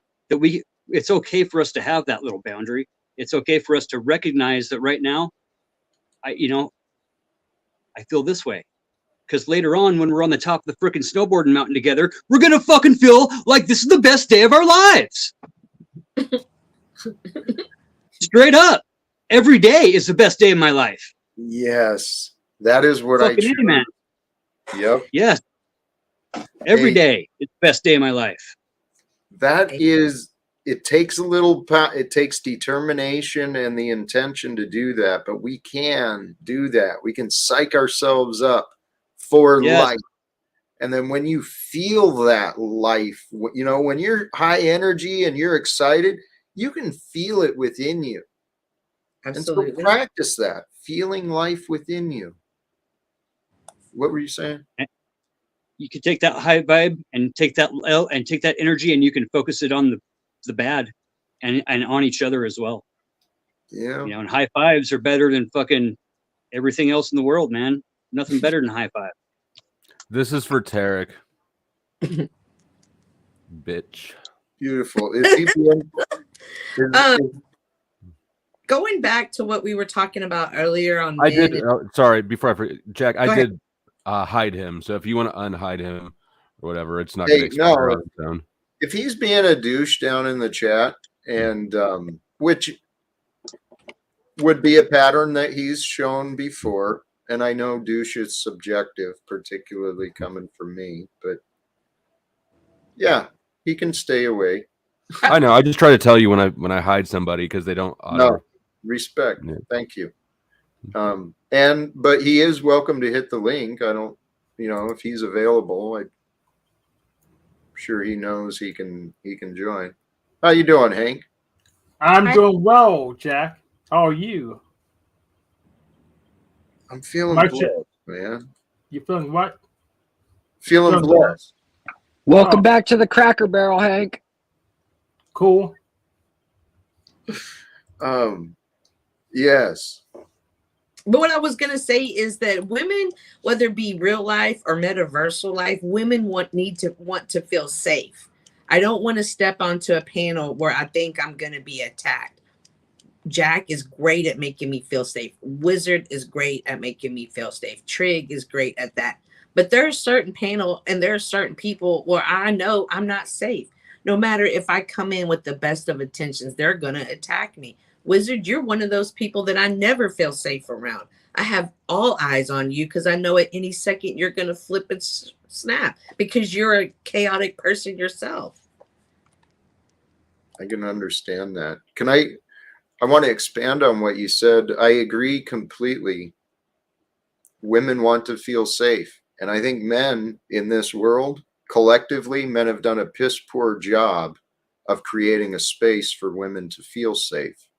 And it's happened because men haven't felt safe. But every single one of us, this is where relationships come in, and where I call it the power of God.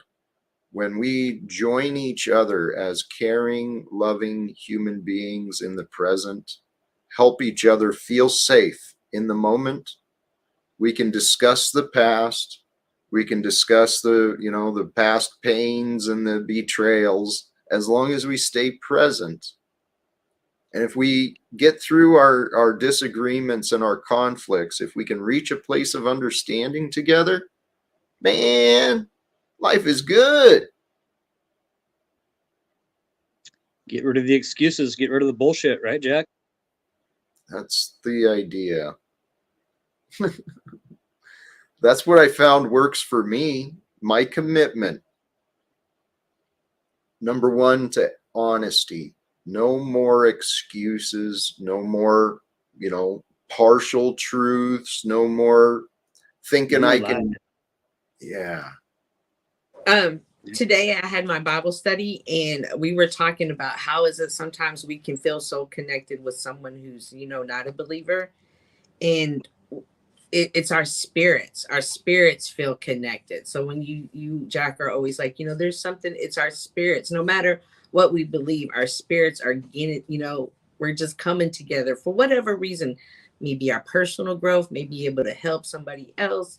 But it's just, we're here on a journey and we're not trying to knock people off. Yes. Hey, and this comment, Nude Guru, I'm glad you joined, man. Seriously. Use healthy as a decrement tool. I think I know what you mean, as a way of measurement. Use the levels of health. Is the space healthy? Is the atmosphere healthy? Is the vibration healthy? Is the energy healthy? That was something I wanted to touch on too, back to these concepts and ideas. All is energy. Every moment is an experience of different states of energy. So how do we resonate? That's what I look for. Is it positive or negative? And that's not a judgment. Is it life bringing, or is it, depressing and burdensome? And I think you're absolutely right, Jack. I agree with that. I'm one of those guys that, I'm still dealing with the lung cancer. And I realized that's part of my own health issues, is being angry old men. And so I got that. Thank God to all of the people out there that helped me, of course. I praise God for that. All glory goes to him. But the machine that I still use daily is a wave frequency resonator.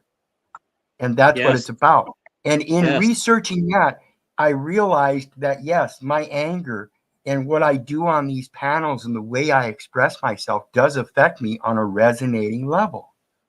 And if I'm truly going to express myself as a child of God, I'm not going to be God, but I can emulate that as close as possible. That means I have to consistently work on myself. I am not perfect. I will never be perfect. But as long as I keep working on myself and how I resonate with other people, hopefully someday people like Cynthia won't be feeling unsafe around me. So when it comes to that kind of stuff, that's why I'm working on me. Because I tell you all the time, I love not working. I don't care whether I'm not doing good at it. I don't care whether you love me back, because the hatred is seeping through the cracks. You can barely stand it. Love myself by loving all of you. And you don't love us. You don't. You don't. He hates us. Prove my own. He's brother. I love the honesty that's being shared here, and brother, you do have some conflictions. Your words are contradicting what you're showing, okay? And I've never said I've been perfect, so you have to. Hey, brother, please. You're far from perfect. We're not even. Nobody's even holding you close to that standard. Nobody would consider that standard ever. Actually, wait. When we remove, I think he was just recognizing that contradiction right now as well. I do. Daddy, calm down. I want to say, knowing Wizard for a long time, I want to say that you can't really say he doesn't love you. He may not treat you the way you want to be treated or treat you kindly at times. But I don't think he hates anyone. I honestly don't think he hates anyone here. Yes, I don't think there's hate in his heart. I think he gets passionate at times. I've said it many times. I've said it many times. The things I hate are the things. Bitch ass slaves. Nope. The things that we do and say to each other. And I've also admitted that I've been a fucking fool all my life. I've been the bitch ass slave all my life. Not buying it. No. Not buying the love. Well, you're bullshit.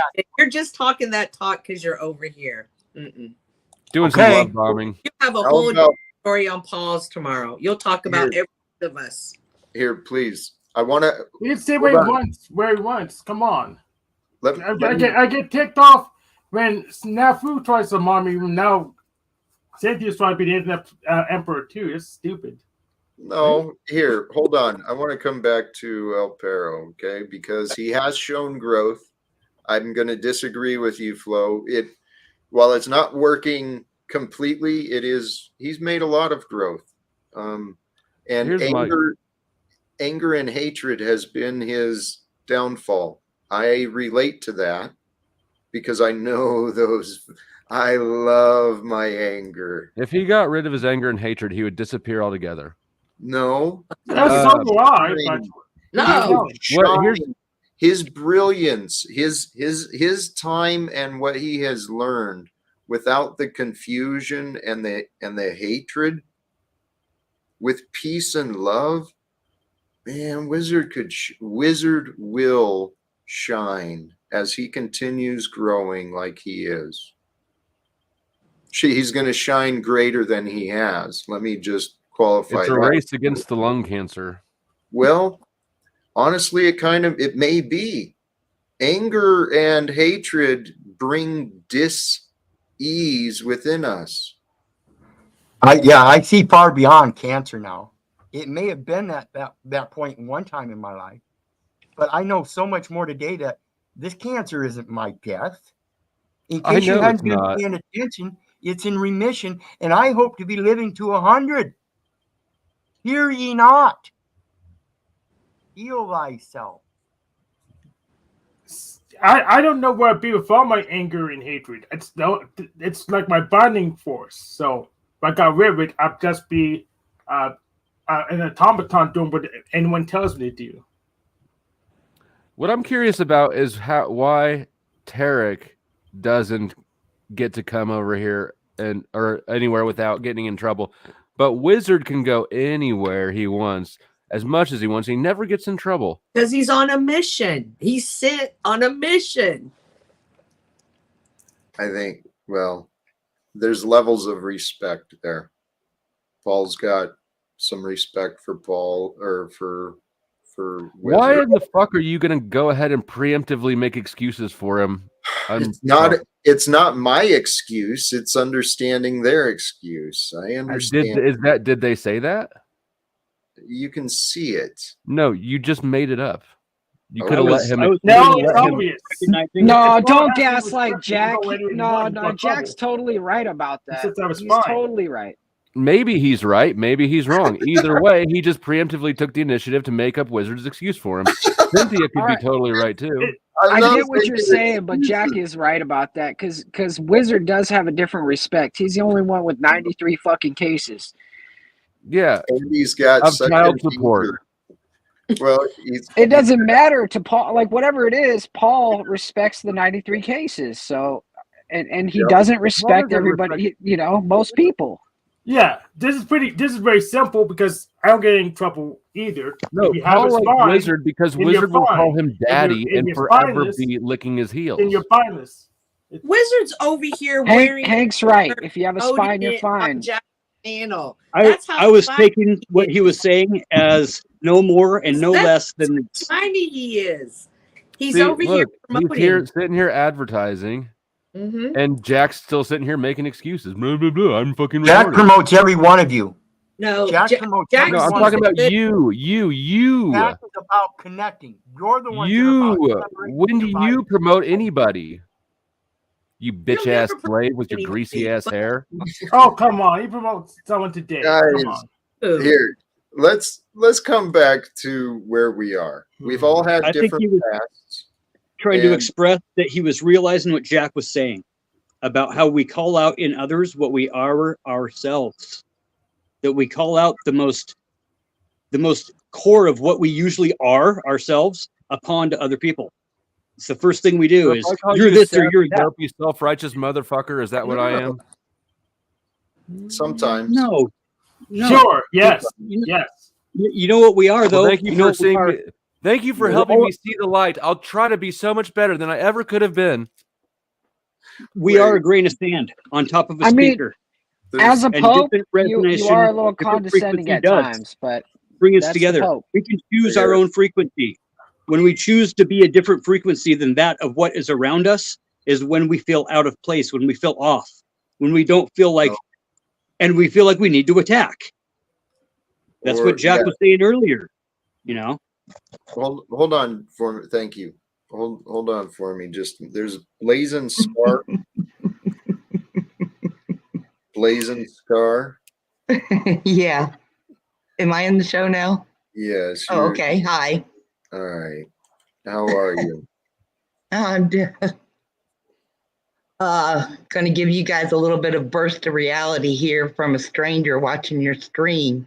Do you guys enjoy the feeling it has to judge others as you sit there and say, don't judge others? And to put down others and gang up on them as you say, don't do that to others? You guys are hilarious. I don't even know people you're talking about, but you sit up on this panel and you guys put people down, judge them. And is that all you see? Blazin Scar? Yeah, this bitch is nuts, Jack. You need to take care of her. She doesn't know what people have done to each other. The only person I've seen that's even remotely was this guy in the middle. Has been pretty chill, and he's actually come out and said, "Well, no, wait a minute. So and so." What about Hank? Hank has she's just here to do the same thing. She's here to play the same game. Is this what you do every time someone disagrees or has a beef? It's You not just that you're mark that disagreeing. You're as- coming up here to be a bitch and. Hold on. I'm gonna do. Oh, so now I'm a bitch on the panel. Is that right? I'll tell you what. Hey, Blazin Scar. Wow. What a hypocritical panel you have there, Jack. Hey, Blazin Scar, let's come into this present moment together, right? Wow, calling people a bitch.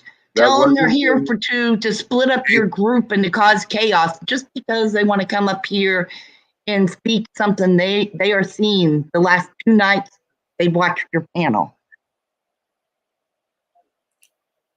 Okay, so I haven't interrupted the last 2 nights. I haven't been here on your panel the last 2 nights. I don't type in your chat, cause discourse.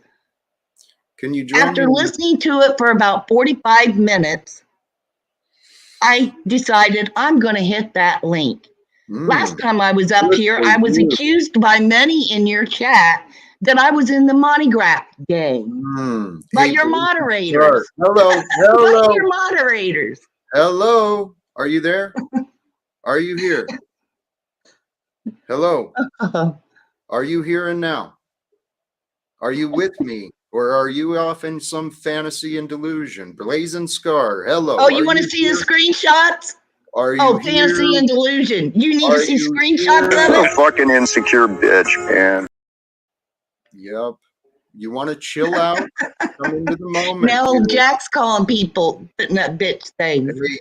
Would you look and at you know what? Just because you have a mouth doesn't mean you have to fucking use it. You also put up all the hate. Just because you have a mouth doesn't mean you have to fucking use it. And you control your panel by muting people. When you shut up, you'll understand. That you got to have. When you shut up, you'll understand. That you're a Okay. That was not real enjoyable. Is her best friend Denise? I don't know. I did try to communicate. Jack, as much as I hate it, I gotta say though, as unenjoyable as it seemed for you, you did an awesome job. That was a professional job, folks. Yeah, you didn't even curse out or anything. You just played a couple clips and said, "Have a good night."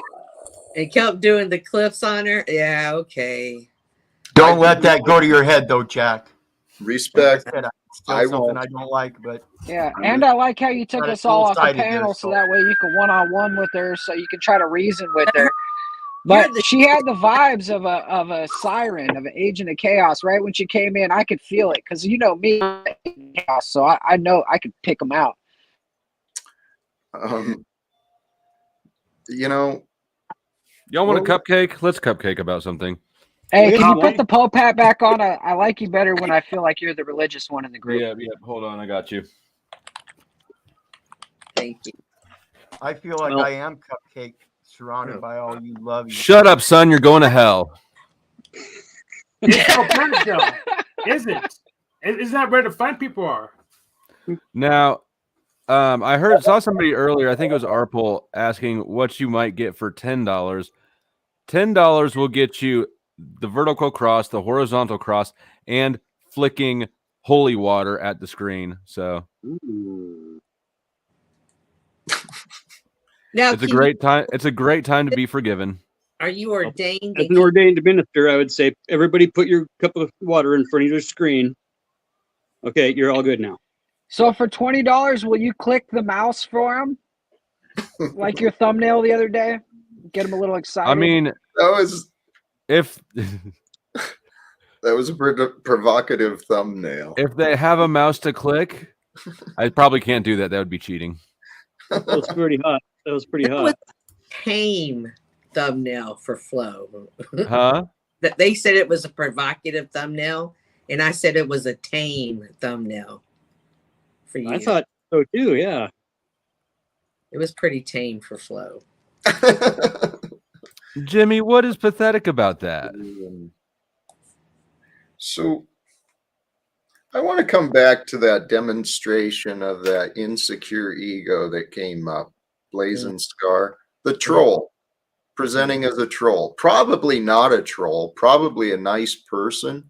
Maybe even has family that cares about him, but sure.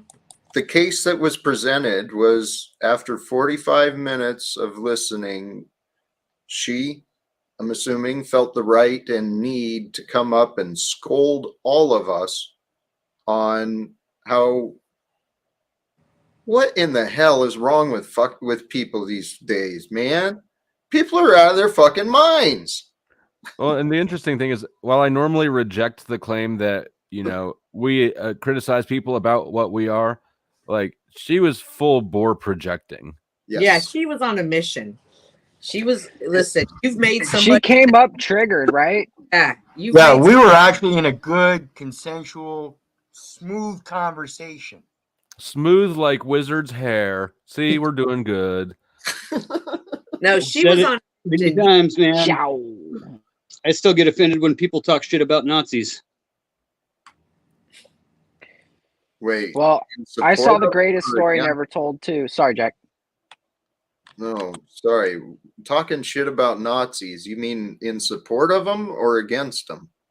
Because I kind of fucking used to be one a little bit. Yeah. You get triggered when people support them. Yeah. Okay. And or talk shit about them.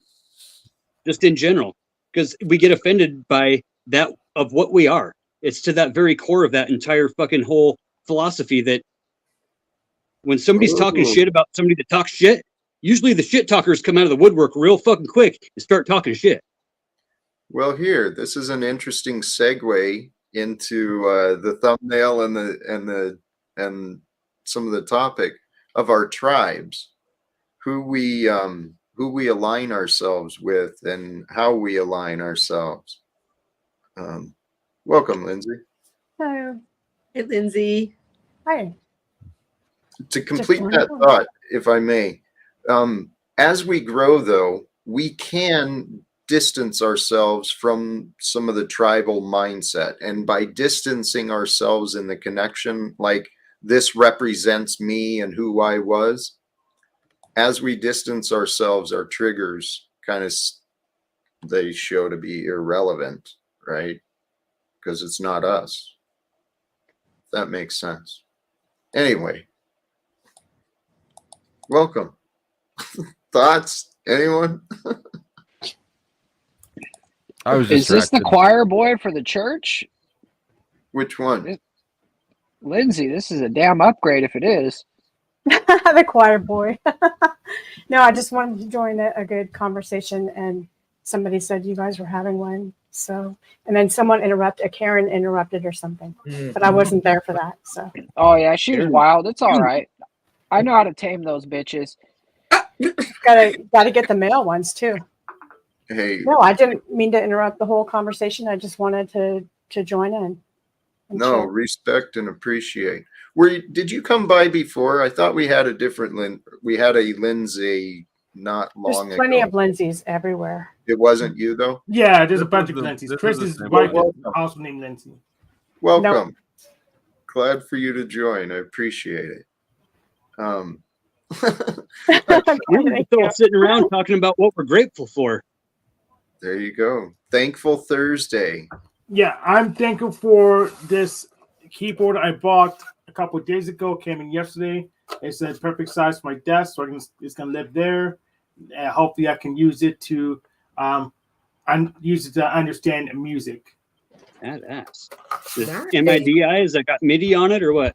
It does not have MIDI on it. It's just audio. But if I had to pick, I would go for audio because that means it just works when it's on. Just do your own samples. Yeah, awesome. Yeah, I think it has a whole bunch of samples in it built in. I don't think I had to hack it to add samples. But the thing is, someone smarter than me put all the stuff together so I can get a good education just by playing around with it long enough. Yeah. That's part of that, just being in the flow state we were talking about the other day, guys, of just, music and being in the state of creation compared to this whole state of destroy everything. That can also be a flow state. It can be, and it becomes one for folks that get triggered by being called out for being called out and then have to go onto a panel and say, I'm calling you out. I'm like, fuck, okay, let's just complete the cycle. People get triggered in interesting ways. And honestly, the people around us, they can drive you nuts. And especially if you allow yourself to get caught up in some of this YouTube metaverse reality train wreck show that's happening. And some people know they're triggering you and they go in harder and harder. They specifically learn it. And you have to know the difference. Like, are they maliciously doing this to me, or are they just not aware? But some do it on purpose. There's a maniacal force that's working inside of this whole sphere going on here. The maniacals are getting more maniacal. I don't know if you guys pay attention to the stars and the alignment and kind of what's going on with the forces of the universe in general, but we're in a state of alignment right now that is completely squared, and people are bouncing off the walls. This is the shift. We are at this time that I'm confident. Well, and we're shifting into the positive. We've kind of gone through this little retrograde, and I think we're into that point of now is the time that things are really taking off to the positive way, and the negative forces are having trouble adjusting to all this positive. Were we in retrograde? Something was. But I kind of react like a noble gas, and sometimes it's annoying. What was in retrograde? Basically it's the Chiron alignment right now that has just gone from a couple of years of stagnant. It's so it's the 26,000 year cycle that we're in the 6,500 year point of, just coming out at the neutral into the positive. Jimmy Shively, your lack of specificity is telling. That's astrology. That's what it is. I mean, sorry, I was doing two things at once with my brain. Yeah, we also had the full moon. This is the time. I mean, there is a great transition. There is an incredible story that's being told through humanity. We're a part of it. And it's all of civilization right now. The whole world. You guys were talking about this the other day. The whole world. This isn't just a sphere on the metaverse. This is the whole world is going through this shit right now. It's either positive or negative. It's every country, every religion, it's every fucking government, it's every vote.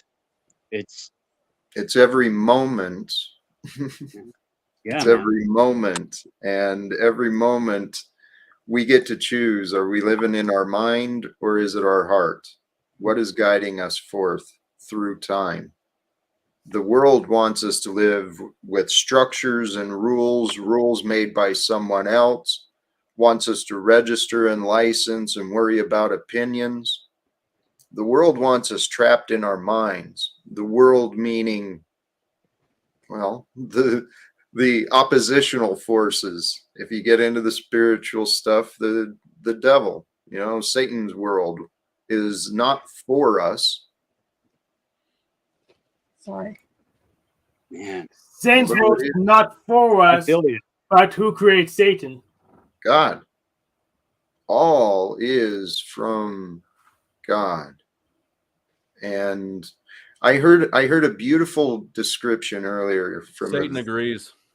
I heard a beautiful description from a real spiritual man I follow on Facebook earlier, and he offered the concept of God in its perfection and whole and complete nature.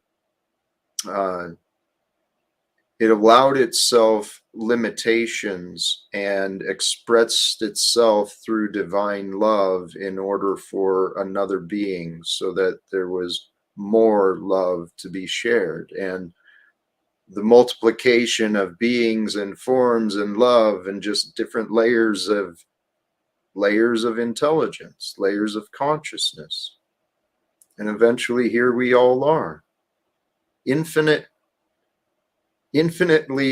created. I mean, we're just divine potential. Who knows what the future is going to bring for us? I sure as hell never thought my life would bring me to this. Praise God. You know how much time I spend on YouTube just sitting here talking to a damn screen?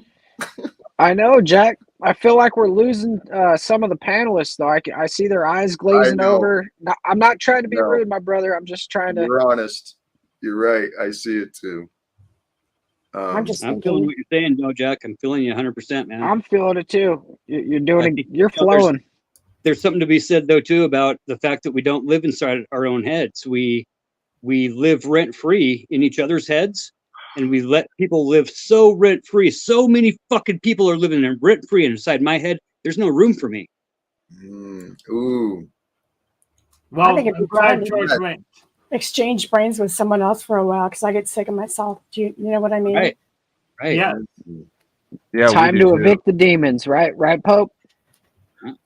Well, here, the demons thing really gets me. The best way to escape, although what Uncle Fatty said is going to maybe shift my words, but the best way for us to get out of our minds is to become humble by becoming one with our heart. And our heart exists for others conceptually. We live for others. So when we can, by humble, we don't think less of ourselves. We think of ourselves less. And if we do that, although getting lost comes from humility, right? Having that humility to realize that we are not all the bullshit that we tell everybody else that we are not this shell of whatever it is, that we all are extremely flawed, and we recognize that within ourselves and try to be mellow enough not to be a rambunctious dickhead all the time. I think other people see us better than we see ourselves. You know how they say that we're our own worst enemies? I feel like that.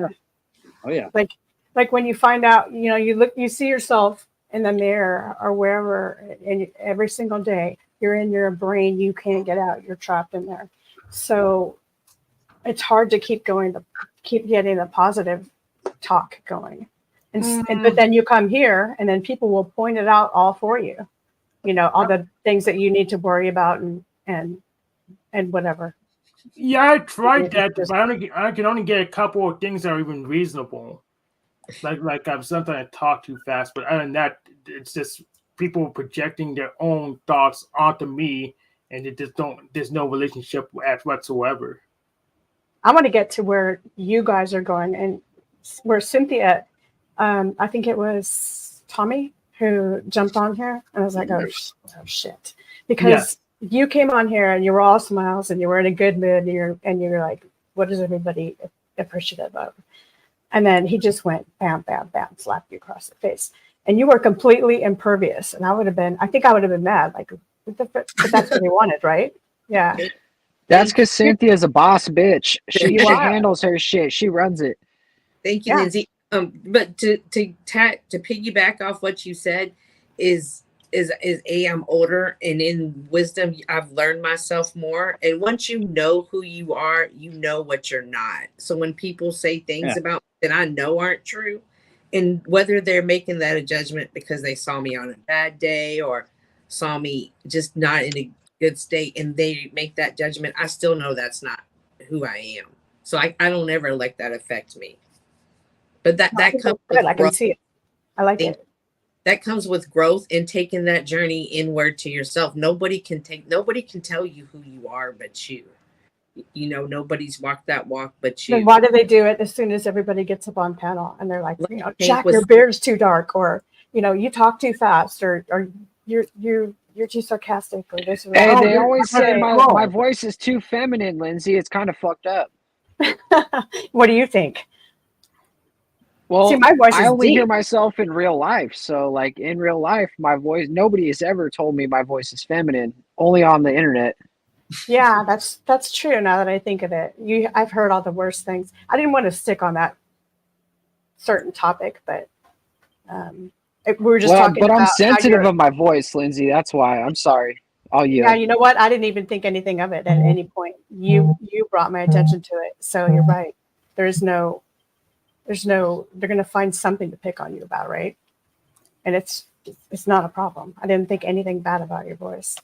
What I want to know from Jack is what's your theory or idea or hypothesis or reason behind why there's about anywhere from 5 minutes to half an hour of fighting on here before you even get started.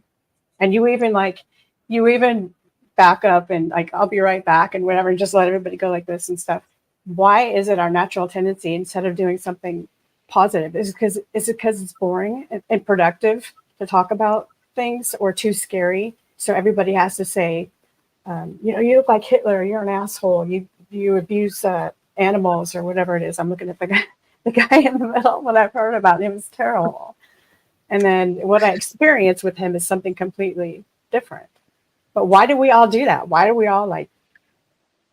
We should go around the panel and answer this. This is a great question for everyone, especially Jack. I think it's human nature.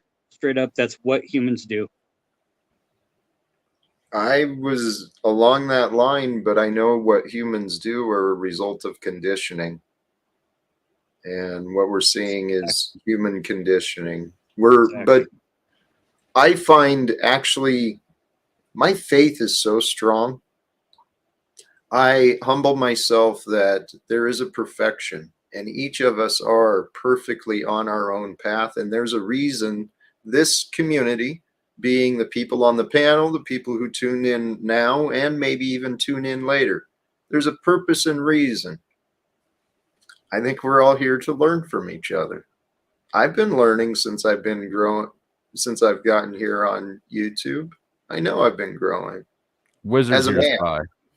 What's that? Wizard is here to spy, but the rest of us are here to learn from each other. Absolutely, Flo. Spy for who? What is he spying for? See, let's go to the rest of the panel before we start chaos. Yeah, please. Yeah, her question. Next what person. do you think? Why do I think he's spying? He's going over there. No, all right. I'm gonna answer the thing. I think that the reason why there's so much fighting on here is because we're like a big dysfunctional family. A lot of us have been together for over a year now. A lot of us know some really deep shit about each other, like some really deep stuff. You know, we could all say something that'll cut deep on pretty much anyone here. And so a lot of times those wounds haven't healed. And so when those wounds haven't healed, you kind of carry that around with you. And so those people keep coming around and they still have it. So I think that's why it happens. What do you think about the distraction factor? I'm going to talk about red herring over here so that we don't have to focus on something that's meaningful or serious, or, just not. I think that's a definite thing. There's certain people on here that anytime that there's like a great discussion going on, or we actually get to something just like that a lot of people need to hear, you'll find that boom, someone's up here, and the next thing you know, it's fucking full on chaos. Everybody's throwing the chairs at each other. It's like a bar brawl.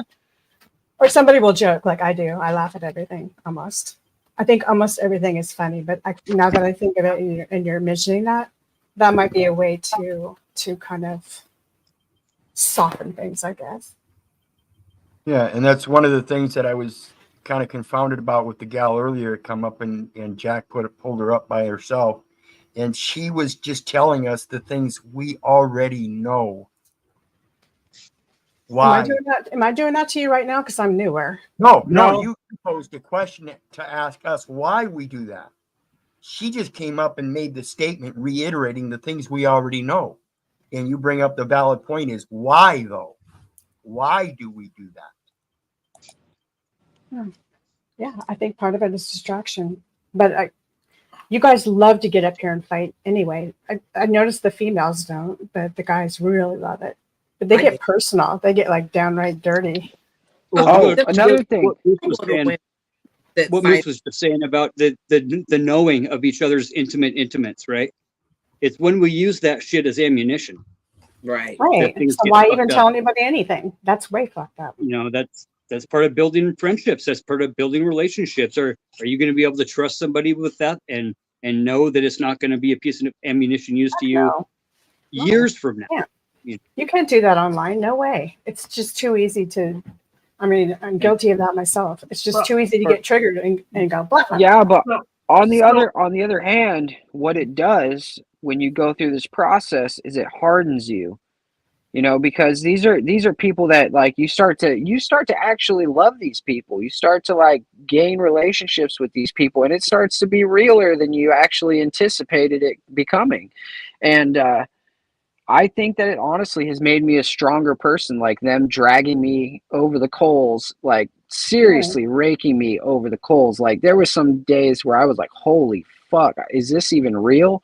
And I've come out of it, dude. There's a difference though between calling someone out for something, maybe something that they did that's duplicitous, you know, on the one hand, they're saying yes. And on the other hand, they're saying no. And then just, you know, hitting them below the belt. Like the guy in the middle. I'm sorry, I just can't remember your name because it doesn't look like your actual name. Wizard. Just call him Wizard. Wizard. Thanks. Did you learn anything or feel any better or grow any because people said you're into bestiality or you're a pedophile? I can't see the true Nobody word. said that though, Lindsay. Nobody said that. That's what they implied. That's what it was not. What we implied. Bullshit. Bullshit. That wasn't implied. That wasn't implied. See, that's what Word Wizard does. He'll take you implied. No, I didn't. I've never implied. That's what I heard from being here. That's implied a polyamorous relationship that doesn't exist. Right. You were talking about 17-year-old. And then you got called a pedophile. And yes, I am saying predo so that I don't get Jack in trouble. Yeah. And it doesn't matter what people want to call me. But did you learn? Did you grow? Because you guys just made the point that you strangle each other and call each other out because if you grow and get closer. Well, that's part of the growing process. Is I no longer accept those kind of things because again, they're merely implied. These people, this is the iceberg. No, they're made up. You're the one implying it. The iceberg. This is the tip of the iceberg. And when you go around telling other people that somebody is polyamorous and you don't know I did imply that. Yeah, I did. Implication. Yeah. But nobody said bestiality. Nobody said bestiality, and nobody would assume that Ed is a fucking dog. Nobody would assume Ed is a fucking dog. That's a human name. And Eddie happens to be a dog. Tell you what, here, please. Lindsay, I love the questions where you're going with. I can shut up. It's fine. No. Mansplaining. Just don't make eye contact or feed Wizard. Just he's. I wanted to. Okay, go ahead. Well, please feel free. Go ahead. You could put electrical tape on your screen over Wizard, and it won't damage the monitor. Well, I wanted. Oh, dude. She showed up with as I understood, a newer set of eyes, doesn't know all the characters in the past, and I think she was speaking pretty honestly. I can imagine it coming across that way. Wizard, the Charlie Chap Chin, he's a man who goes by many different names and he presents himself as many different characters. One of them is a victim. Well, many of them are very angry victims. Yeah. Anger has been a soft spot. It's been something, Wizard and I, we share that in common. The patterns of anger, but the fire in the loins, Jack. You guys both have that fire and you know how to use it. And I share that with you guys too. I fucking love it sometimes, but I'm trying not to use it for evil. Hey, fire in the loins is a little different than. So I want to answer the prompt. Answer what?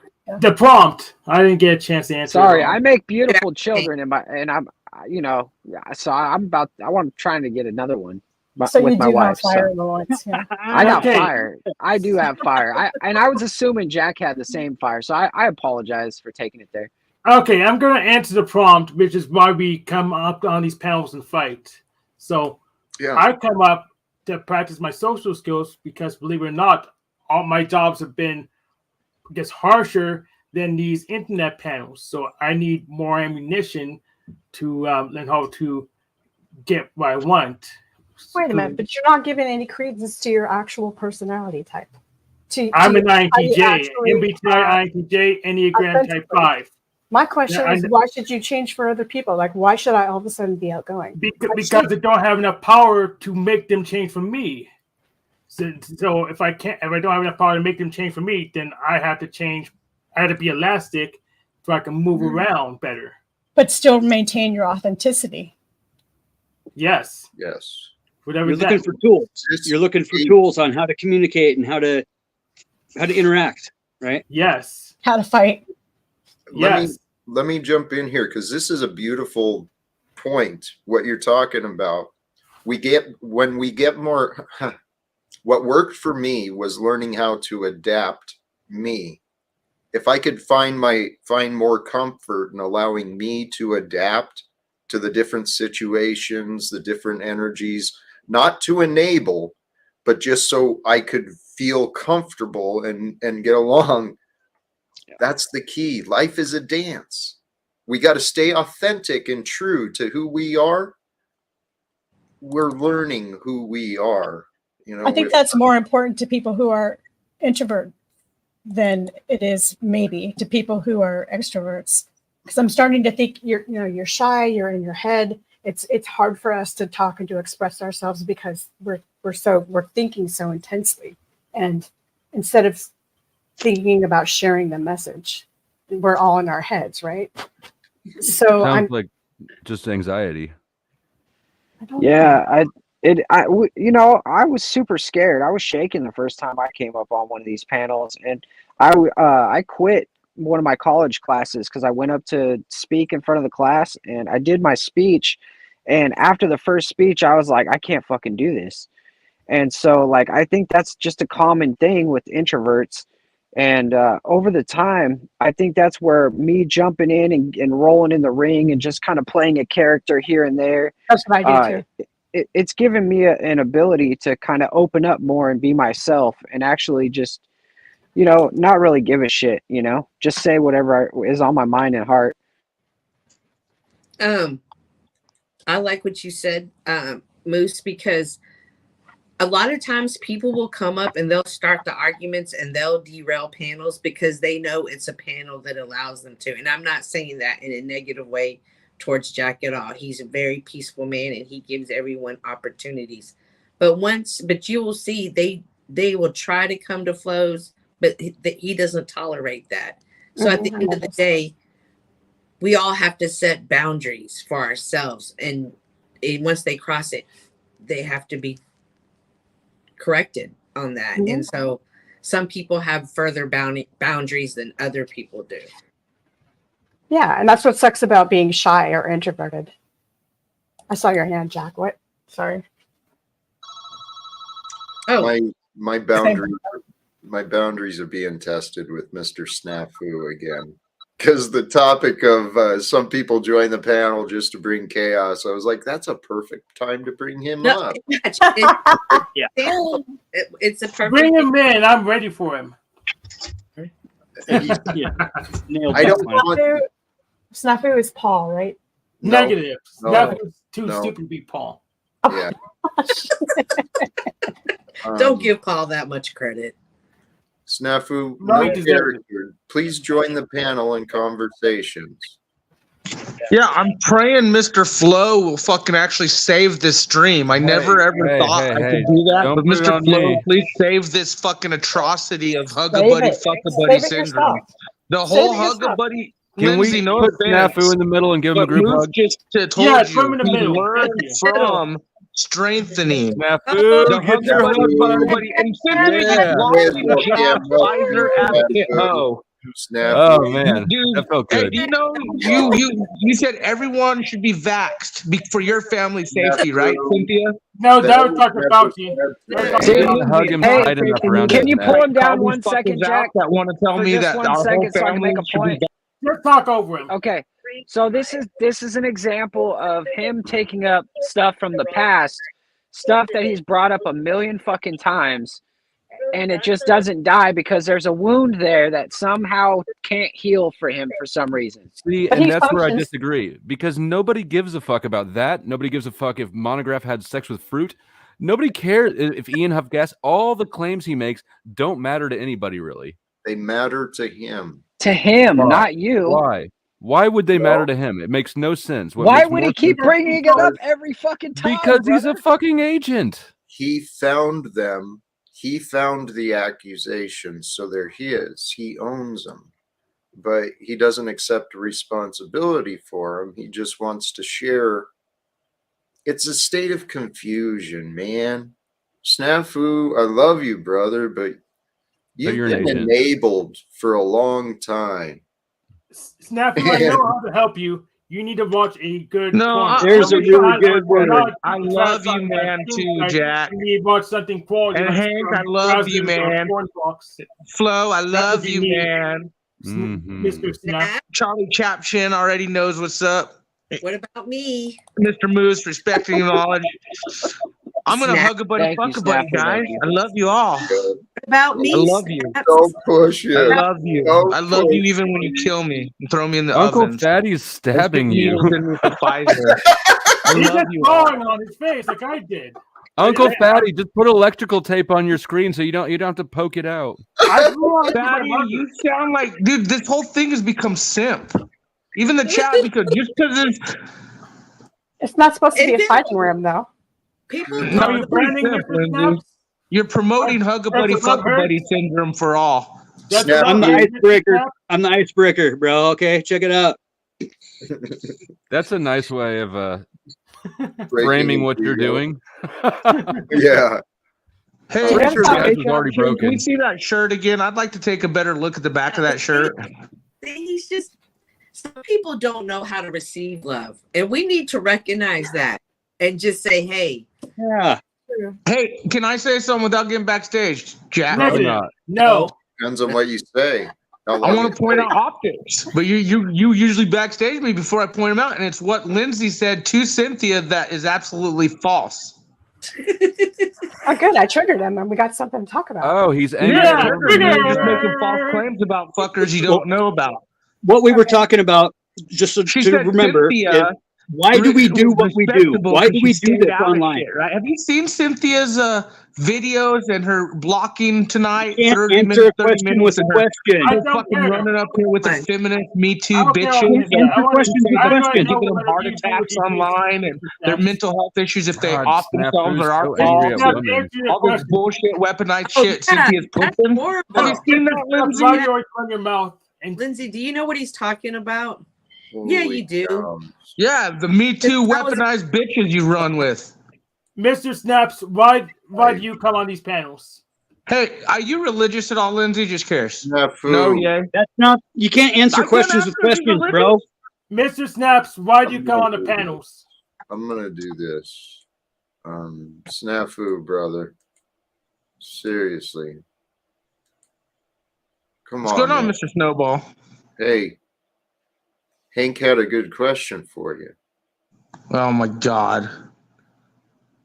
What? Dude, he's an admitted gay black witch that busts nuts on plastic torsos. Like, you know, that's real shit. I'm not making this shit up. I'm not trying to be crazy or out. The guy busted his sex toy, a torso, plastic. He's admitted witchcraft. He obviously has mental issues. Hello. What did he want? What is his question he asked me? Are you here? Is Snafu here? Are you here and now? Can you join me in the present? I'm here. Go ahead, Mr. Snowball. All right. Because I know you have a lot of opinions about the one who delivered the question. So I'm asking you the question. Why are you joining the panels?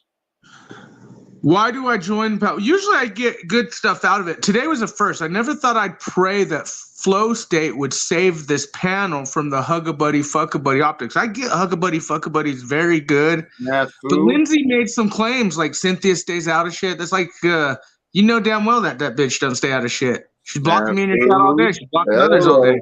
Hello. She's attacking Tarek. Hello. She's attacking Paul. Hello. You, holy crap.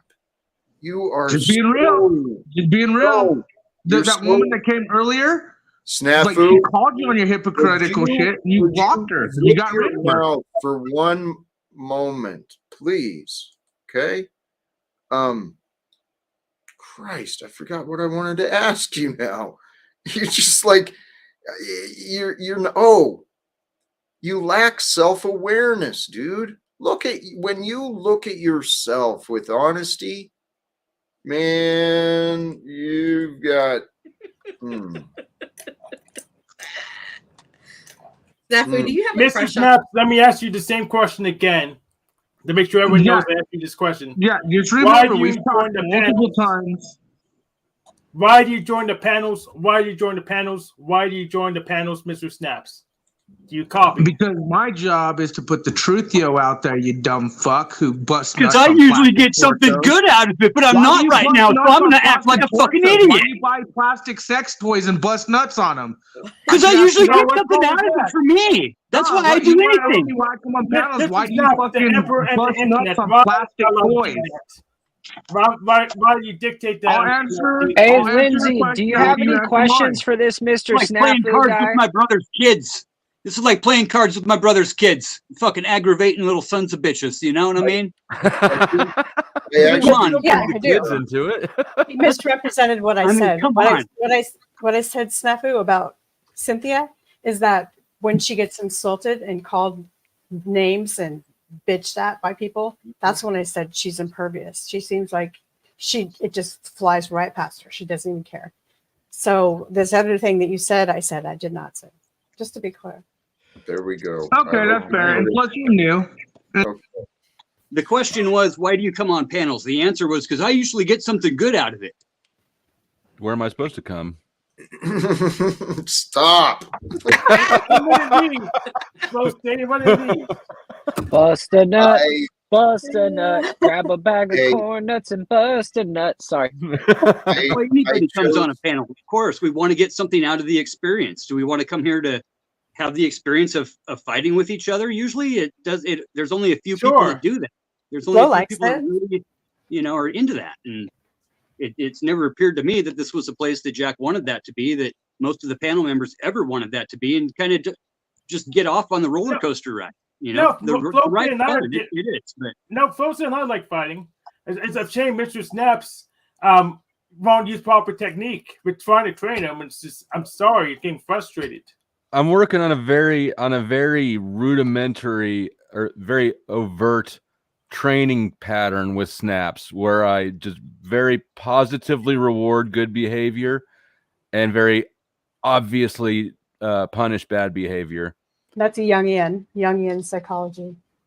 Well, it's fairly effective through repetition and consistency. Not that I think that Jack has the consistency and punishment that I do.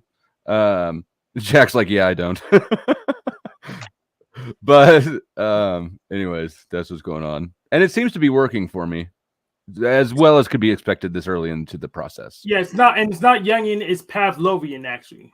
It is Jungian. Jungian is positive and negative, positive affirmation and negative, positive reinforcement and negative reinforcement. Either way, He's positively reinforcing, according to Jung and how you're supposed to raise your kids. He's positively reinforcing good behavior. And he's not rewarding bad behavior, which is negative reinforcement. And I'm right, because I know what I'm talking about. Yeah, for real. So I mean, a lot of times I hear question. people say masculine and feminine energy that have to be a balance in a person.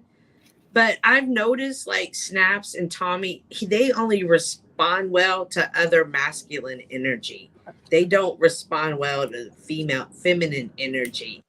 And I think that's something that happens in their real life that kind of carries over into the metaverse. Well, would you say Aphrodite has feminine energy that Pallas, Aphrodite that Pallas, because he responds well to her. Who does? Aphrodite. He responds well to Aphrodite. I don't know. Okay, you don't know. Okay. Then I just disagree with you because I have more knowledge. Yeah, because I've never experienced seeing him have a good interaction really with females. Okay, well, I have, so I disagree with you. Who? Okay. What was his interaction? Aphrodite Cupcake. What did they talk about? No, Venus Cupcake, maybe. It was Venus. What's he called? Snafu and Venus had a good interaction. No, Tommy.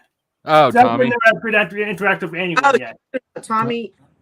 Tommy can get along with women as well as he can get along with anybody. He can do so more than Snaps. Good, then I won't take it personal.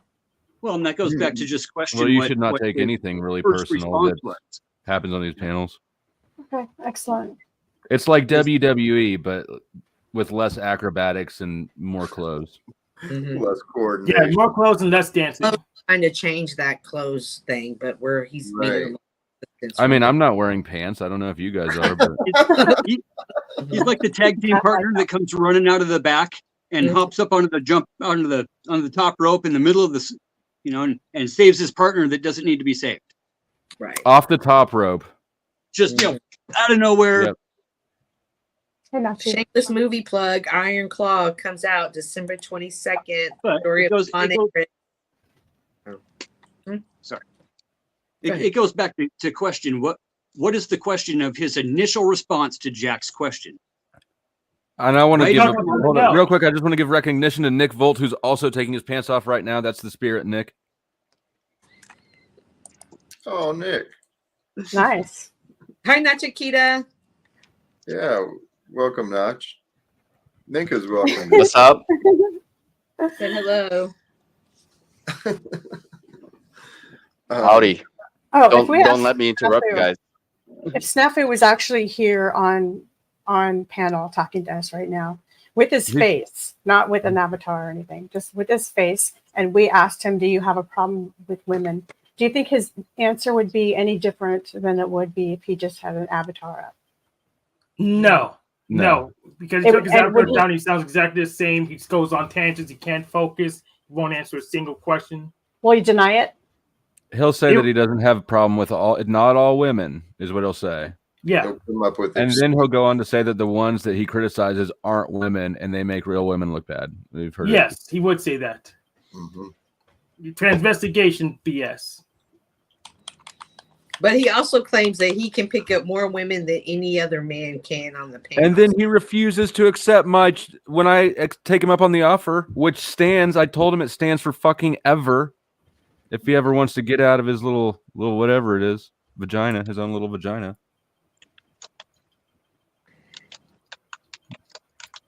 I have no words.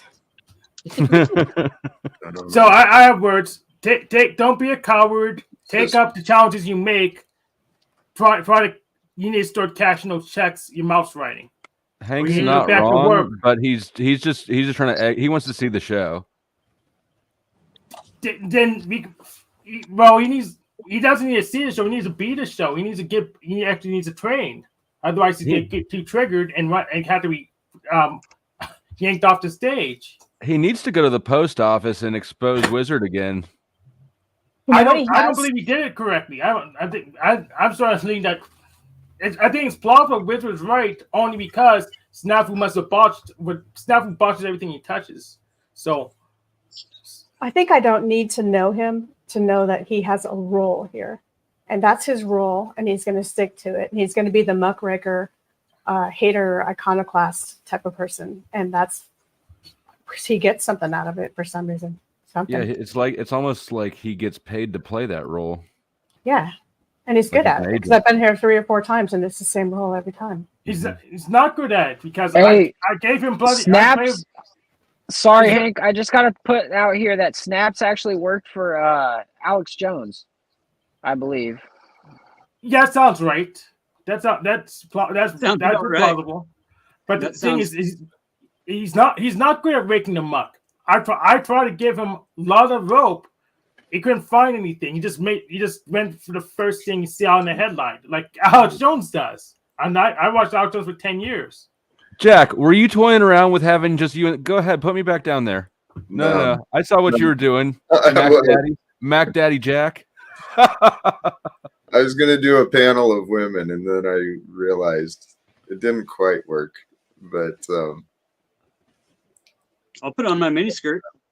I almost count, Jack. I have long. No, you don't. He does have long, beautiful hair.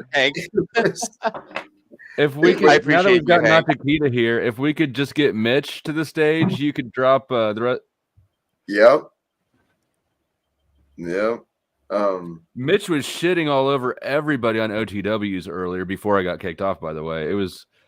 I hate to do anything that would halfway recommend OTWs skeezy little bullshit, but it was pretty funny. What? I don't want to change the vibe, but we'll talk. Change it. What happened? What happened? Yeah. I heard you got kicked off. I didn't see any of it. I did. I went up, and I must have Paul must have dropped off of the stream right before I got there, because when I got there he was gone, but he came in pretty quickly and just booted me. I mean, he didn't even. Yeah, he just booted me straight out. Didn't want to talk to me at all. Booted me and then goes, he won't say shit to my face. Like, bro, I came up here. I was a pussy little bitch. What? Oh, what's But Mitch was going in on him because he's Paul's old lady. No pun intended. Right. Her daughter is like 20 or something, and I guess he said before that he found her sexually attractive, and so Mitch was laying into him about that, and saying that he should tell the daughter, and I came up and to offer an alternative perspective that he should repress his sexual feelings, and repression is always the best thing in all instances. Yeah, I didn't last very long. Mm-hmm. I just can't imagine anybody being attracted to Paul, but I sort of suspect that, you hear about those dudes that won't leave. Yeah. I've always suspected that. Then your imagination's just not very good. Paul's narcissistic. I'm narcissistic. I like myself. Then I like him because he's kind of like me. Very simple. Very simple. Yep. I don't think he's very simple. No, I'm saying the attraction's very simple. I just explained it. I went over your head. Similar. I'll try again. You said similar? Yeah. He's narcissistic. Oh, I thought you said simple. I'm narcissistic. He's similar to me. So there's the attraction there. Okay. Yeah, but your narcissism is a lot more digestible because you're pretty upfront about it, and he's pretty in denial about it. Do you try to manipulate with your narcissism or not? Or do you try to I would say yes, absolutely. I would say that revelation is in and of itself is a manipulation. I agree. Slow state. Hey, you just have no filter. I like it. Pretty much. Well, if let's say yes, because if I did have a filter, I wouldn't want you to know about it. So I'm going to agree with you. Well, I mean, maybe you calculated that we'll figure it out anyway, so might as well just come clean. Yes. That's tight. He should, but he's not going to, right? Are you going to come clean? Or Who? Hank? I thought you were challenging him to come clean, Hank, Nachi and Hank. Yeah, I did. No. I'm not challenging him. I'm just saying that there's a plausible, chance that he's coming clean and being very open about his narcissism because maybe he figured that it's nothing that he can really actually hide.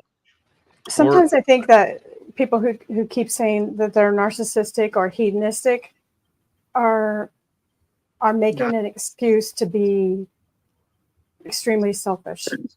Yes, and why is shouldn't that I be okay? selfish? Why shouldn't Or I be it's a selfish? No one distraction. cares. It could be a decoy revelation. Hank, why do you say you're a narcissist? Like, what's your definition of narcissism? And how are you that way? Pretty much self-love stuff. Pretty much I got narcissistic because I'm not DSM narcissist. I guess I'm creating more like Wagner narcissistic style. I was that the shrinks actually classify me as an autist, but I became narcissistic over time as my defensive mechanisms developed. So Narcissus in Greek mythology did love himself and his reflection, but when we say someone is a narcissist or narcissistic, doesn't it mean not so much haughty? It's a negative connotation, yeah. Yeah, and more self-oriented and manipulative, and I'm going to manipulate these people for all the good for myself. Yeah, and the real narcissist would never call themselves out as a narcissist. So, right. I'm a fake narcissist. Yeah, that's a good point. They're not a fake narcissist. What's the difference? If you associate narcissist and selfishness together, that's what we see. I mean, and I think everyone does have, kind of like Hank was saying, each of us do have some tendency to go that direction, to become very selfish and real rough around the edges. And it's when we do. What's that? There are different kinds of narcissism. There are different types. It doesn't have to be rough around the edges, though. Too, they're covert and malignant narcissists. So it's a spectrum. So the narcissist will fall into the. Oh, go ahead. It earned its negative connotation. Yes. Yeah, because it's trying to sell courses and consulting. So they're using this as their big money wagon right now. It's a big money maker. So that's what they're advertising this is so much. And I think Lindsay was more accurate when she used the term hedonist. I think that's a more accurate term as it relates to the self-centered or selfishness part about being a narcissist. I don't think he's so much self-centered or selfish, but he just wants to enjoy life. I think that's the main component in him. That's just my opinion, of course. What if it's a defense mechanism, like the one where you identify with someone or something or a group that's perceived as being successful and better than or greater than, or the popular one or well-liked or elitist? Yeah, exactly. That's what I'm doing. I'd rather be with the winners because I tried doing it that Alex Jones way, trying to rig the Stephen Judge saying the world with the conspiratorial stuff. But to me, that's sad because I'd rather be in with the globalists and the lizard people. But it's not who you are. Win. It's like you're not good enough as you are. Amen. That's just nuance. That's being able to look at yourself and say, I have these tendencies rather than labeling yourself as that. Hey, amen. And Hank, I get what you're saying. We want this self-confidence. We do want the self-image of worthy and of being in control. You want to talk about triggers?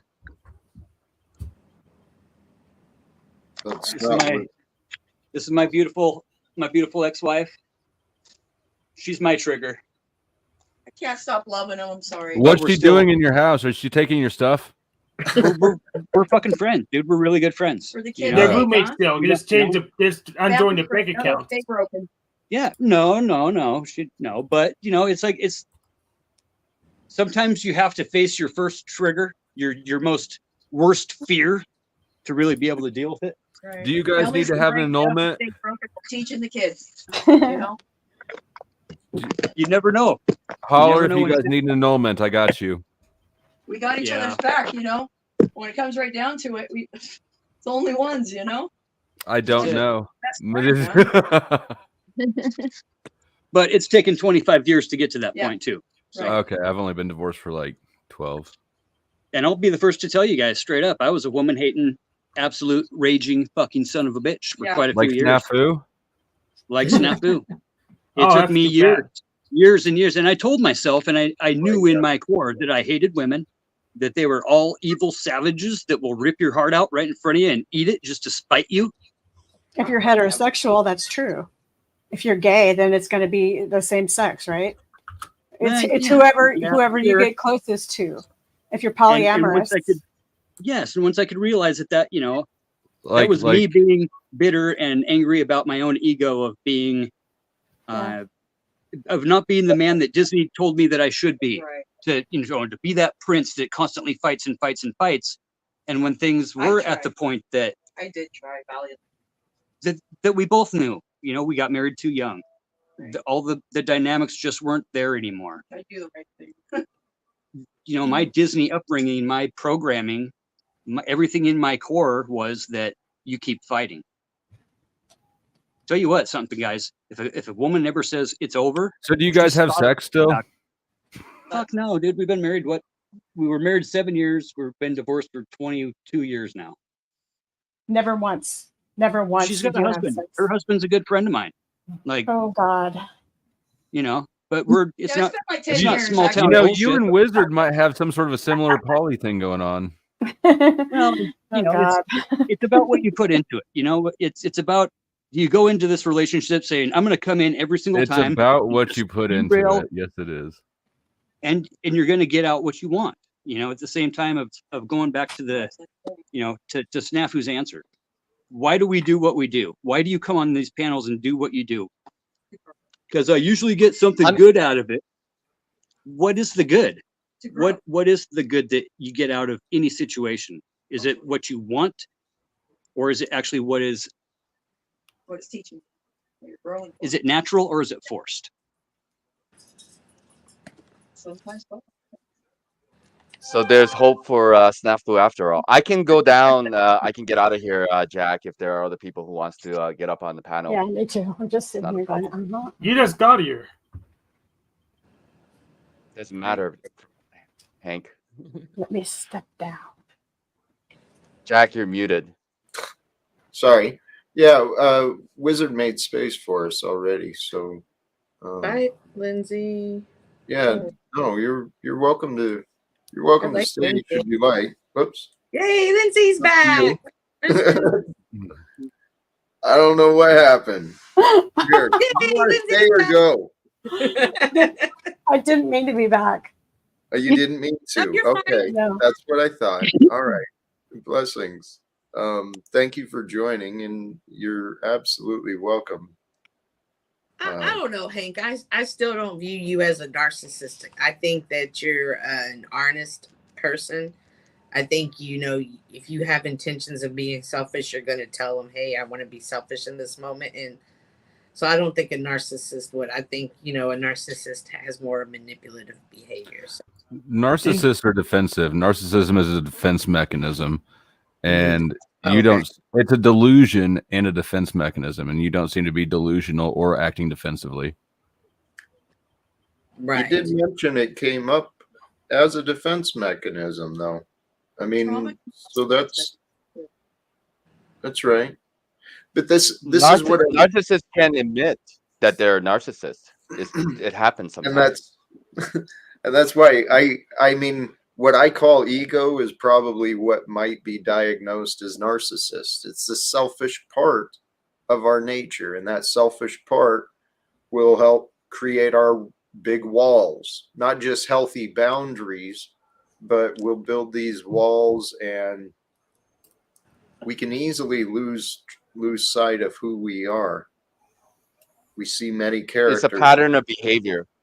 Yep. There's a pattern, and it's a spectrum. So, like at a very extreme level, like a narcissist can become like be no different from a psychopath or somebody who is Machiavellian, right? So Well, they they are are on a very different though, extreme end. because I think that a narcissist is the only one of those that is delusional. Yes. I mean, they're all delusional. Like a psychopath isn't delusional. Yeah, psychopathy is just a construct of person. It's a personality trait cluster, and Machiavellianism is a manipulative approach to things, basically. Jesse just said here too, narcissists need to be the hero, or the victim, and it's a very extreme kind of bipolar thing of narcissism. Is you have to either be the hero or the victim. There's no in between. There's no middle ground for love and acceptance. How many hero victims do we see on these panels? Seriously. I mean, it's what the ego is. It's a self-defense mechanism that's a learned condition pattern of behavior. And I think you need to. I assume that you're just messing up the words. You've got to stop calling narcissism the ego. It's killing me. They're different things. Okay. There's a correlation. There's a similarity. Yeah, I don't mean to be a douche about it, but like,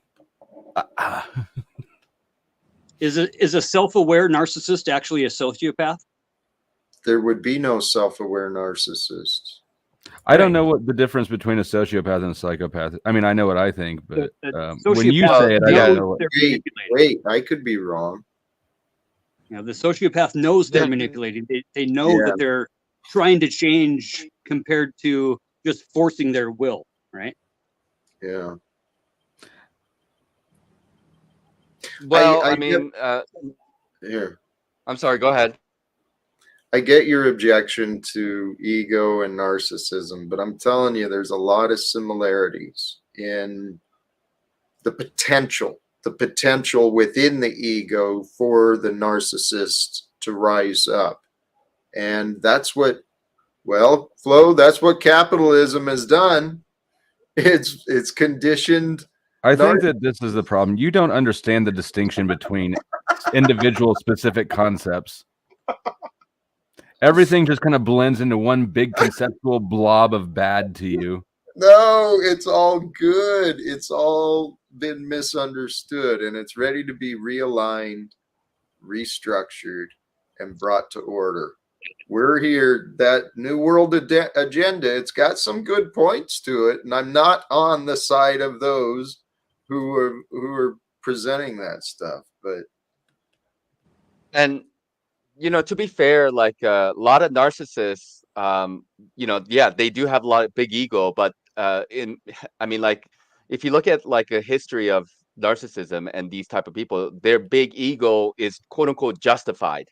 They believe it to be justified. I mean, at least they're on the ground standing for rights, freedoms, principles. Whatever it might be, they believe that their ego is justified, and maybe they're, I don't know, faster or bigger or smarter. It doesn't matter. There's some justification for that ego, that size of that ego, and it can manifest in the form of quote unquote narcissism. But I do agree with Flo that like we all have egos. I don't know of anybody who does not have an ego, right? And some people, they're kind of like egos that's like flipped upside down. What I mean by that is that they're too humble. They got to go out there and be very humble and present. But that's also big ego just flipped upside down.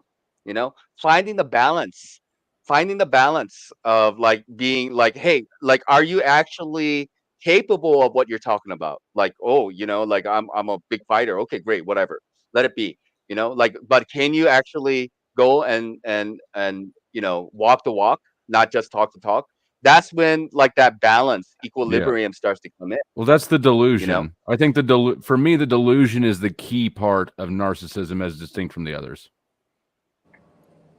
I mean, we're all delusional to a degree. That's the problem. Like there's normal perspective differences, and then there's delusions. Like, Jack, I created you. Grandeur. Forever, Of grandeur. Yes, I agree with you. I understand what you mean. Delusions of grandeur.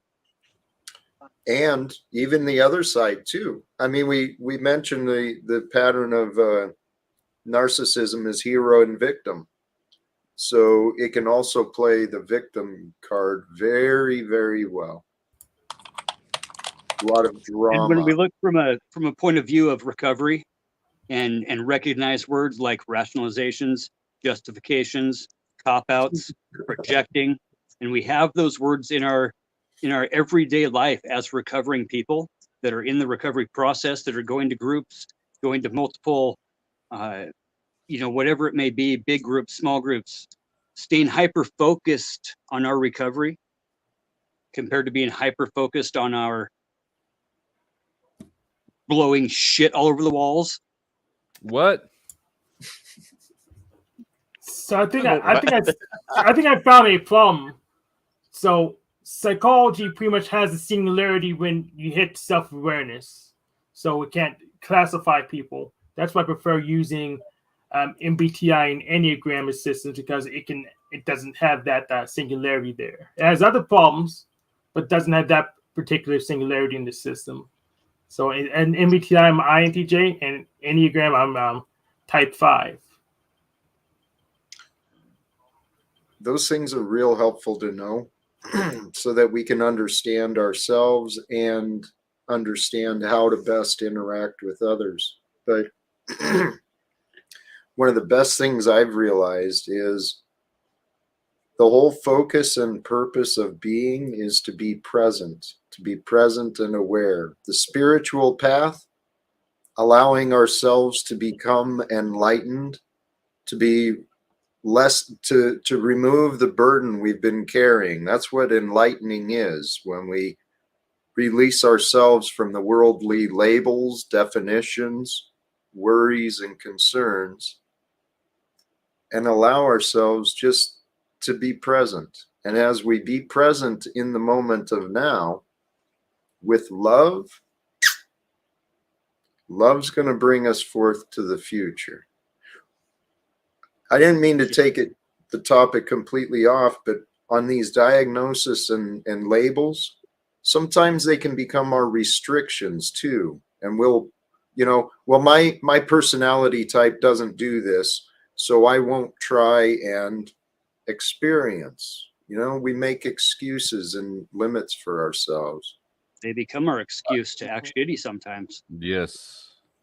And our justification for drugs. Yep. Well, it's important for people to categorize things, and define. That's why we have all kinds of words. We have like a spectrum, and we want to know what quote unquote normal is, or what an extreme behavior is, et cetera, et cetera. So there's some benefit to categorizing and distilling an ideal or personality type. Now, in the world of narcissism or borderline or whatever it might be, there's still like a range there to work with, because not all narcissists are equal, right? So like it's good because like it became like a fad. That's the thing. Like can we nowadays, acknowledge for the past, narcissism of this comment on screen? Go ahead. I Sorry, love it. I don't know. I love it. I wasn't even reading. Sorry, I couldn't. Jack was. I felt like Jack was going to click it off in a second. No, that's the encyclopedia of Talcott, isn't it? No, it'll be the Nude Guru Dictionary. I love it. But it'll work for us. Human. Trigger heads in denial that like to project in denial of reflection. First of all, there's Deadwood. You can't have that. You can't have in denial that close together. It sounds loopy. Second of all, and maybe I'm interpreting it incorrectly, but normally when people call a group of people things, they're not including themselves. Oh, I think Nude Guru's done enough work. He's including himself there. And I heard somewhere that Nude Guru is a chick. I love freedom. Get to write my own dictionary. Narcissist. Whatever I decide to be. An encyclopedia salesman. I don't know. Nude Guru's got me laughing. I agree. The definition of human. I know you two have the same sort of delusions. Like they're in the same vein. No. We have, yeah. They're not delusions, though. We're free Yes, of the they are. delusions. I'm telling you, move beyond the delusions of form, even the energetic forms. Just move into the state of being. I'm there, baby. I know you actually do pretty well with that. I see that. That's the epitome of flow state, man.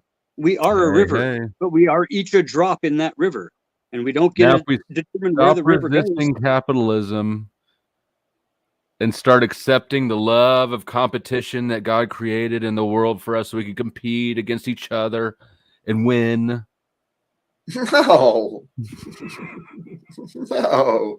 That's such a childish human thing to think.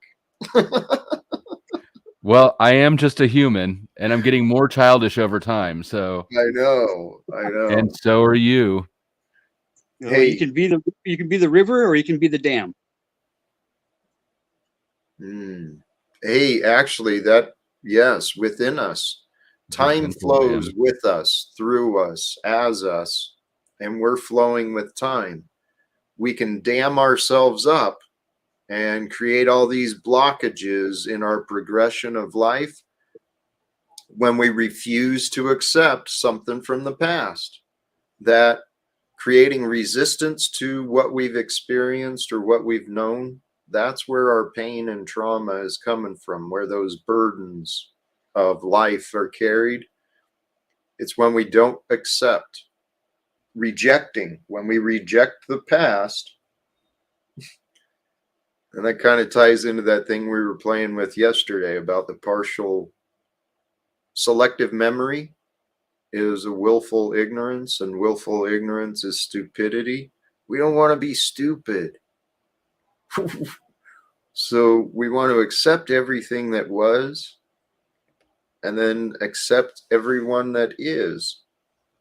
And if we can accept ourselves and each other, well, golly geez, that's the whole 2 rules that Jesus was trying to teach. Love God and love each other, man. Starts with acceptance. Accept what we cannot change what we can, and hope We that get we have it. You're in recovery. It's a life deal, dude. It's not. I've been out of recovery. I haven't been to a meeting. See, and that's why that that was the thing I always rejected about it. Like, I get the idea, but I just don't like it as a permanent status. For that, or for, like we were talking about earlier, for all the cluster B personality disorders, I don't think that any of them are permanent like they're claimed to be. No, but the one-liners that we keep inside our head, and the one-liners that we repeat to ourselves are what make us, right? The mantras, right? You know, So waking if you up every day. forever identify as an addict, is that an uplifting identity or a downgrading? I self-identify as a recovering person from everything. You know, identifying as an addict. As an addict, it does tend to. Do you think that self-identifying as an addict is a positive identity or a negative identity in someone's life? Overall, negative. I think there has to be a point where you move on from that. That's what I think just too. Realize that you're just it's a level above. If you're recovering, it's still a level above being an addict, because you're recovering from an addict. So you're identifying with something that's still better than being an addict. Sure. Right? But you want to get to a point where you have completely recovered. You're an recovered a person. You know, you're no longer recovering individual, right? So that's what you want to identify with eventually. And so I think that the state of being recovered is being out of that addiction. There's some things now that doesn't mean if you say to me, I'm still in recovery or I'm still an addict, that's why I can't ever just lightly dabble in heroin. I'd say, of course you can't. No, it's somebody who's never tried heroin can't lightly dabble in it. Right? So I think that, anyways, you get my point. In which case, as an addict to chaos, as an agent of chaos that's been addicted to that agency, that might want to be getting out of that line of work. What are you doing here? How does the agent of chaos get out of their way, out of their programming? You know, how do we ever get out of our own way when we're in a cycle? Hold on. We cycle until we stop. And that's what I'm suggesting. We're in the perfect spot, because that's what I've been working on too, is how to stop my cycles and interrupt the patterns of life that I don't like, the ones that I want to change. And what you guys were talking about, those one-liners from recovery, dude, those things are solid. There's a lot of wisdom to be learned from the rooms of addicts. But what it comes down to is what Flo said. We got to rewrite the story, rewrite our story. No longer an addict. I'm a former. Yeah, I have, what I said is drinking is a privilege. I abused it once too many times. I needed to restrict myself, and I chose not to do it again, because that was the honest truth. I like the idea of not saying I am, but saying like my body's experiencing addiction right now, or I'm experiencing a phase of addiction, instead of saying I am addicted, right? I love switching it up like that. I like that. Struggling with currently. Yeah, it's an Struggling means that, experience. yeah, experiencing is better than struggling. Yeah. But it is realistic. We've got to be honest with ourselves. And sometimes we are experiencing a struggle. We are experiencing a challenge. But I love what you're saying. We've really got to pay attention to our words. There's subtlety and power in our words. Power. Dude. Slowing down enough to realize. I thought I was the only one with my pants off, and then I heard that. They get me a little excited. But Angelina's right. Like, no, it's not avoiding accountability, Red 40. It's exactly taking accountability, both for the addiction and for the mantra that you tell yourself every day. Red 40's crazy. Red 40 sucks. Red 40 is the most bitter motherfucker. Indeed. But Angeline's right. Like, we have to learn to talk. Like, we talk about, oh, how come we're so negative to each other? But sometimes we're negative to ourselves. And if it's the weatherman's fault. Positive. I think it's the weatherman on the news's fault, 100%. Right. They are driving. Nope, they're telling everybody at night, in the evening, how they're going to feel the next day. It's going to be so shitty tomorrow with all the rain and the wind. And yeah, I like rain and wind. It's going to be so damn hot tomorrow. You're not going to want to. I like hot. Try the United Network. Yeah, probably like when you're at work in a rainstorm and you're out working in the rain, how often do we go out to do yard work in the rain? Okay. You're out there, you're telling yourself, this sucks, this sucks, this sucks. When you're sitting on a snowboard run, you're sitting on a chairlift, the wind's blowing sideways through you, and you're telling yourself, this is going to be the best run ever. This next run is going to be the one, man. It's going to be the one. When you're at work in that type of weather, you're going, today sucks, tomorrow's going to suck, this whole week's going to suck. I never say that. In general, you know what I mean? As a way of projecting negativity into our own lives that we don't even realize most of the time. We can only delude ourselves so far. Yeah. Tomorrow's going to be so shitty out because it's going to be raining. Even Jack agrees with me, and I hear him do way more self-deluding than I would ever dream of. A bit. But we have to manifest our own projection, you know, and we have to be aware of what we're projecting. Exactly. Like, if we're in a bad mood, like, don't bring it to other panels. Like, don't bring that chaos with you. Hey, actually, not just the panels, but practical in our lives. You know, it's really easy to bring in the chaos and the, you know, frustrations from the street, bring it into the family, or vice versa, bring the family chaos into the job. And it's because we lose focus. We lose our presence in the moment. When we don't accept the past, we prevent ourselves from moving on. And I think that is the greatest problem of America. It's never come to accountability for its past. And I think it's about time. It's about time for the world to change. That's why it created all of us. Isn't that amazing? It's like George Carlin was saying that, you know, only a nation of half enlightened nitwits would take this beautiful place and turn it into what it is today, a big shopping mall. And I look at the world that way, and especially this internet world of all these different rooms are one big freaking mall. And we got a couple of guys that just go from store to store to store, causing chaos, and they just live at the mall. That's what they do. They live there. They don't even know the rest of the world exists most of the time. But it does. There's definitely more of a world out there than this, you know. Like traffic, sitting in traffic for 2-3 hours on your way to work. I mean, that's pretty miserable. Exactly. But if you think positively about it, you can pretend that it's a relaxing ride. I tried to do that for like, 2 years. I was driving from like 3 hours each way. And dude, I'll tell you what, there's no amount of herb you can smoke. There's nothing, no positive vibe in the fucking world that's going to get you through all that shit. Especially if you have to pee or you're thirsty. Who's thirsty? I do have dry mouth. Most of the chat was thirsty since Lindsay came up. Jeez.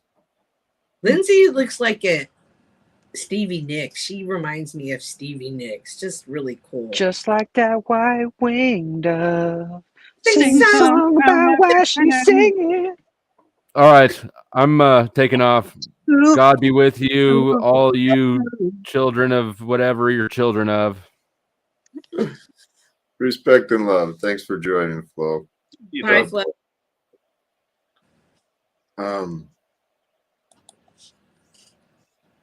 What are you guys feeling for this panel tonight, Jack? I'm really grateful that I hopped onto this panel. I kind of hopped down just to bust with old what's his nuts and ended up having a very nice, nuanced conversation with people that enjoy nuanced conversations and not just poking shit at each other. I agree. I've enjoyed tonight as well. Fucking A right. And Jack, we all know you're going to go to another panel if you shut this shit down. Probably. So why shut it down? I mean, you got a whole panel here. Actually, you know what?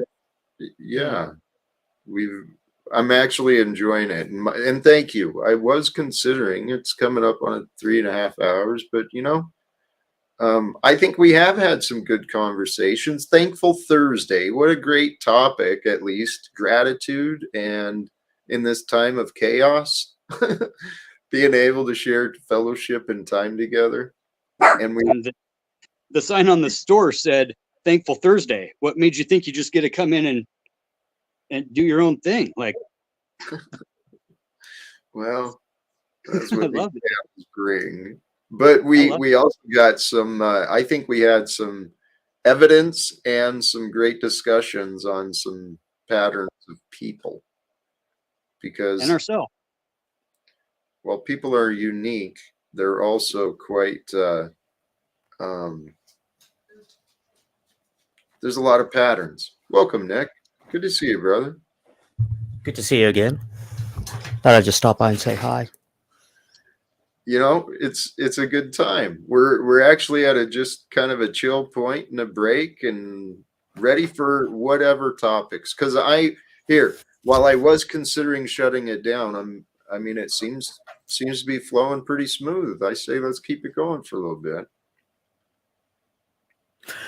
I was curious about your conversation about like narcissism, pathology, or I'm sorry, sociopathy, psychopathy. I did learn something recently. They say that, I think it's psychopaths, which they say they don't have empathy, which sometimes gets confused with they're unable to have empathy. But then I learned it was something new, that it's they can actually read feelings, but they can, because they're so attuned to reading feelings, they can use that to manipulate people. Yes.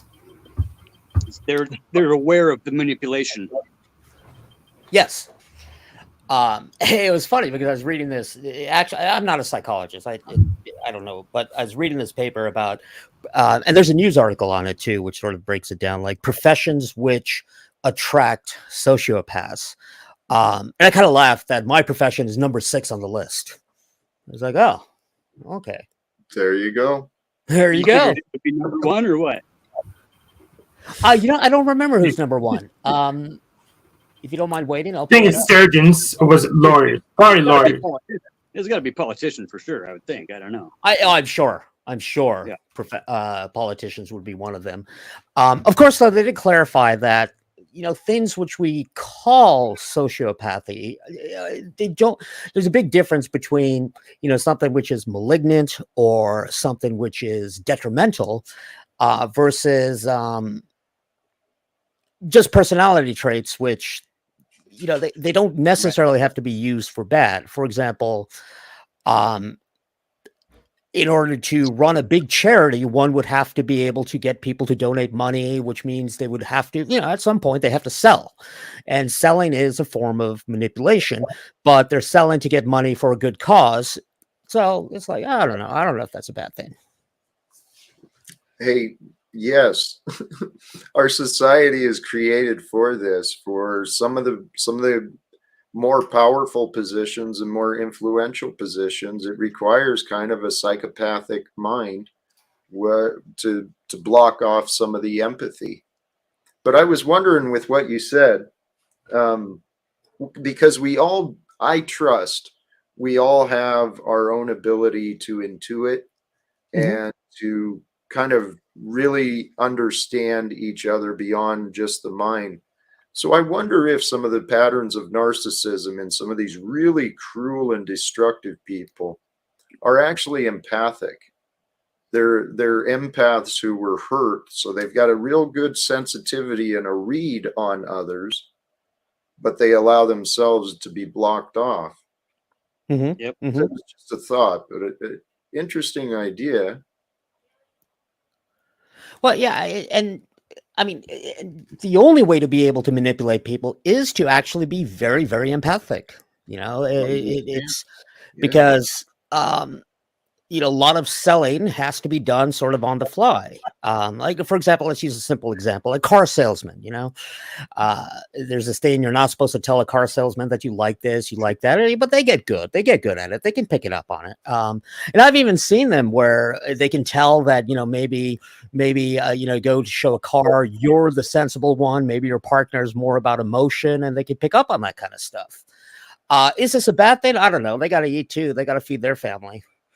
Of course, versus then you take it to the extreme, which are people who just downright scam. I mean, all of us think that we couldn't fall for a scam, but the fact is people fall for scams. Nobody wants to fall for a scam. So generally when they get scammed, they don't know that they're being scammed. Or pressure sold in a way of a tactic of the tactics that pressure salesmen use. They'll take that out into real life and use those tactics and techniques of forced, selectiveness of figuring people out and then using that as ammunition. Yes, that's why it's important to read negotiators like Chris Voss. We can have all the ammunition, all the tactics, so you make sure you have a good deal. Interesting. Civil servant is number 10. Yeah. A minor level bureaucrat. But that kind of makes sense. I mean, we've all dealt with that person at the DMV who's sort of king of their little anthill. That makes sense. I worked at the post office. That makes yeah. I was thinking about this recently. It's all built on fear and obedience. That's how they drive their employees, is through fear and obedience. And that's why they say those are places where you don't want to be a free thinker, because if you're a free thinker, you put their job at risk. Yep. I would argue that some public school systems are like that. They never really like the good teachers. They just like the bad ones. Well, the obedient, they don't think. And, and the government employees, they are there to enforce the rules that someone else made. So I was very good at that. I learned someone else's rules, and I was real good at that stuff. I was probably kind of a dick too. Hey, I guess I still am. Anyway.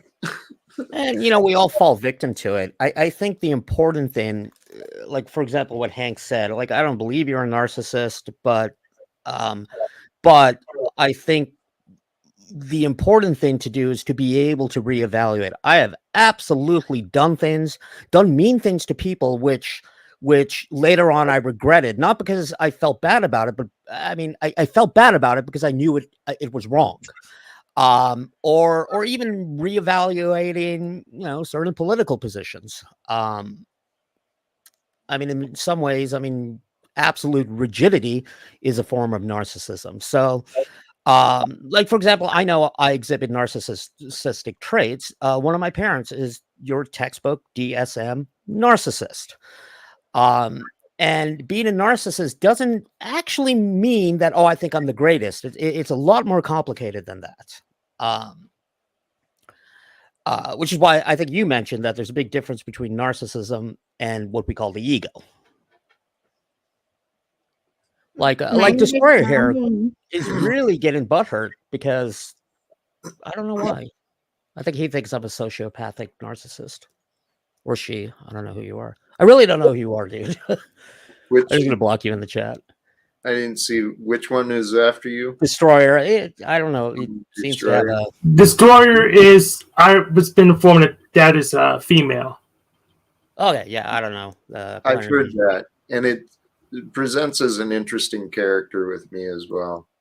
No, Destroyer calls people dead on. She calls it out, or they call it out before anybody else. I think when we go through breakups and divorces, especially, is when we really tend to focus on the word narcissism and that action of being a manipulator, you know, and when we're not really going through the process of a breakup or a divorce, it's real kind of easy to lose sight of that cycle that we have in ourselves. Yeah, and I think the issue is to do that sort of self-reflection, and which of course is not easy. It's really easy to give that advice, but it's not easy to take it. So says the narcissist. Perhaps. Yeah. No, though, you know what I mean? Like, no, I mean, I'll admit, like in the past, you know, I'd go to, you know, wherever I work, and, you know, not only would I have to be the best, but I would have to make sure everybody knows that I'm the best.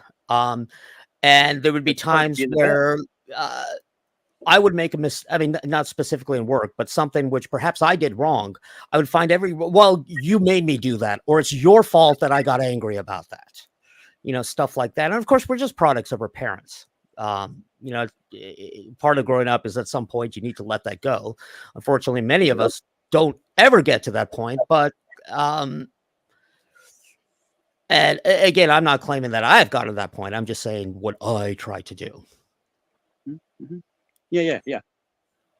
There's a lot of guilty. Has anybody else zoned out respectfully? I'm already. I'm still waiting. I'm just practicing a chord. Which chord? Something from Porky Means Business from Earthbound. Oh, nice. On a keyboard? Yes, on a keyboard. Wait. Hey, I want to swing back to the personality, doing the growth, the self-awareness. It can be challenging. It can be and I think that's what Nick was talking about, is seeing our own blind spots. That can be a challenge until it's not. Until we start finding our own patterns, and we can find our patterns by listening to others, by paying attention to, back to the thumbnail, to our tribe. You know, who's the tribe we're associating ourselves with? What are they telling us? What is the experience, the unsaid experience? What is it telling me? If that makes sense. This is true. That could be good and bad, though, because people can take advantage of that as well, right? And if we're always seeking outside of us to figure it out, like it's always good to be aware of ourselves and our autopilot thoughts, and you know, that's good, but just taking anyone's word on, you know, if we're one of those people who are constantly trying to figure out what's wrong with us, that could go somewhere bad, and someone could definitely take advantage of that, because there's a lot of people who will never endingly want to tell you what's wrong with you, right? It's way better to like take that in and maybe observe it for ourselves after. They're like, if you're like this all the time, maybe observe for a while. Is that a thought that I have constantly? Is it a thought that's autopilot? And then start to become aware of that thought over, you know, over just listening to people because we're afraid something's wrong with us. Yeah, I met a person like that today, saying stuff that's wrong with you, but they can't explain why. So till they can't take it, I can't make any improvements. And the tendency to be like, you know, forceful in our responses and replies to other people of you should, and you should, and somebody's telling you how they feel. They're not just saying, you know, this is what's going on with me. They're really telling you how they feel. And when we come at any person like, well, you should, we're invalidating their feelings. We're instantly saying you feel wrong about that. You know, and we perceive that, especially that, as an attack, as the person that's being told you should do this. It's an instant, especially with her telling me stuff like you should do. I instantly go to the you're attacking me mode, and I go into fight or flight, and it's just a, you know, that's actually a really good observation. I mean, if we really break down what is existence, existence only exists up here. I think I talked about this before, and we create constructs of how we expect other people to behave, but there's no way that we can actually know who those people are. I mean, even though, like, for example, I'm very close to my wife, she's my best friend, but I have no idea how she exists, how she experiences reality. And especially when it comes to relationships, we get frustrated. I mean, it's sometimes very simple as, why can't you see it my way? Why can't everybody see that this person is wrong? I mean, case in point are, you know, some of the trolls in the chat. You know, instead of having a reasonable debate, it's just, oh, Nick bad because reasons. Because yeah, reasons like I saw the towers fall or something like that. I mean, my favorite one was, you know, based on my religion or something like that. I think taking that journey to yourself requires spending time alone, and that's something that a lot of people don't even like. They don't want to be in the house alone. They don't want to go eat alone. Like, has anyone on the panel ever lived outside? Some people are in my chat asking on the journey to self. Has anyone, you know, been homeless and lived outside? Angeline has. They just said they were sincerely curious. Thank you, Angeline. Oh, that's huge, though. Yeah, and even just living alone is something that really takes a lot of getting used to. Hey, dumbass, thank you again for your contributions. I do love it when you share. I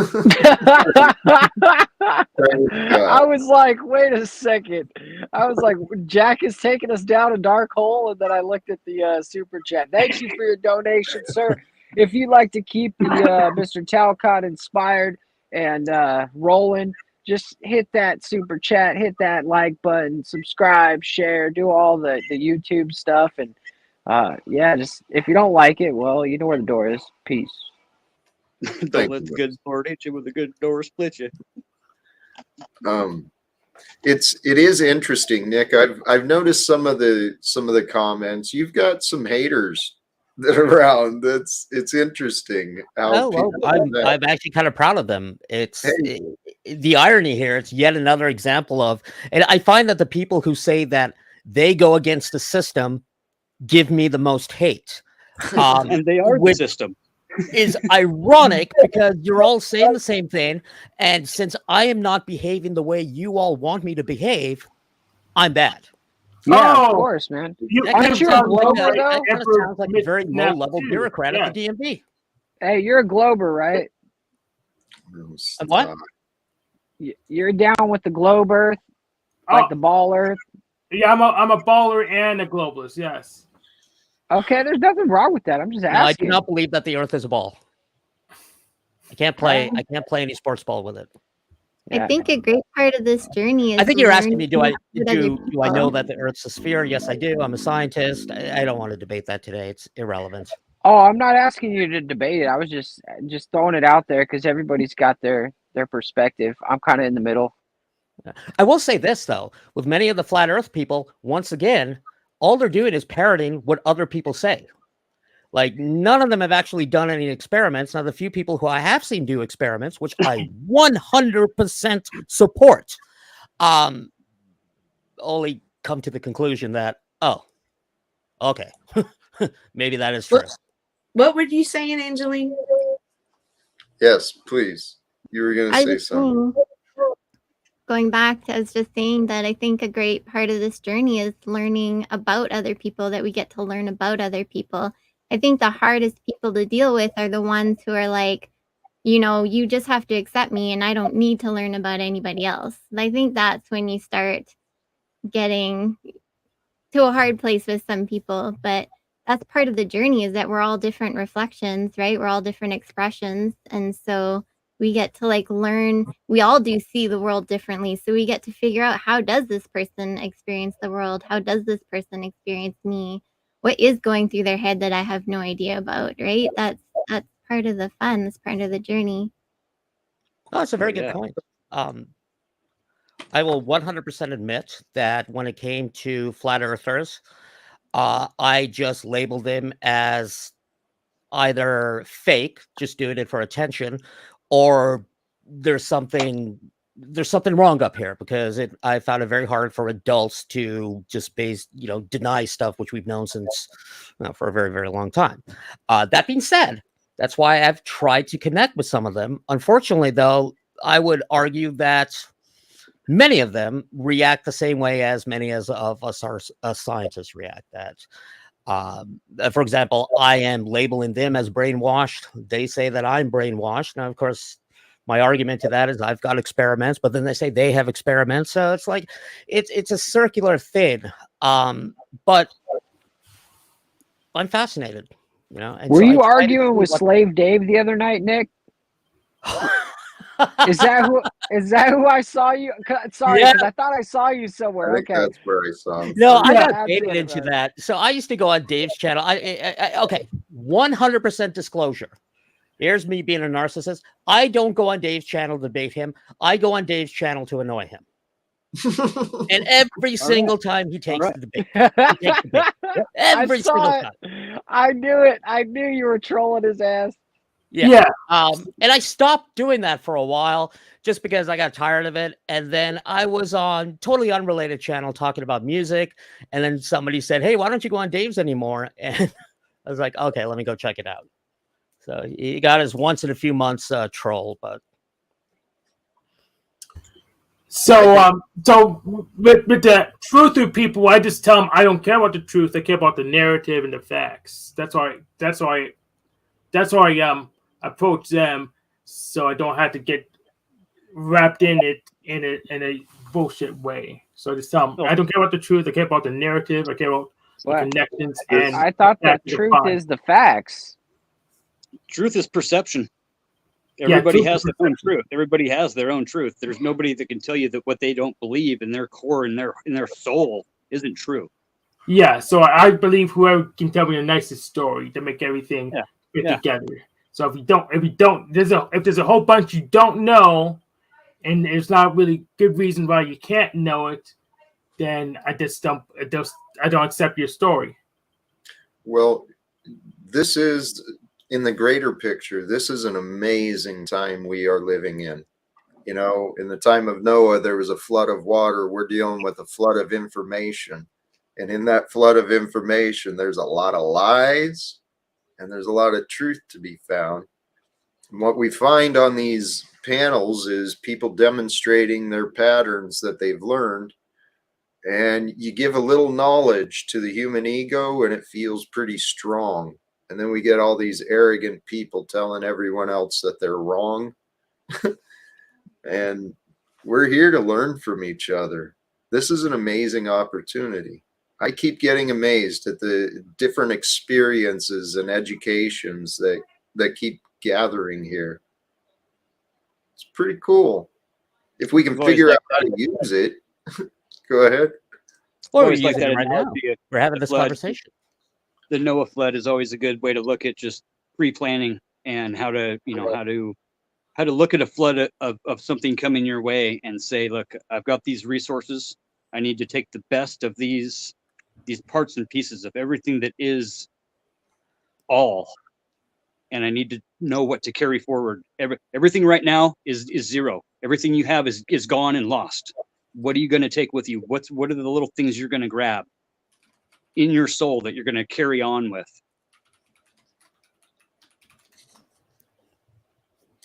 This is true. This is true. Speaking of truth, though, I think, again, when I try to trigger Dave, I try to trigger him sometimes with truth. And it started this debate about, is there any such thing as objective truth? And there has to be. There is. Truth is only objective. I mean, my perception right now is different than a 47-year-old guy that's been a monk and hasn't spoken a word for the past 30 years in northern Tibet. His truth is definitely going to be different than mine, for sure. I would say I can't say for certain it is objective, but I know there's intersubjective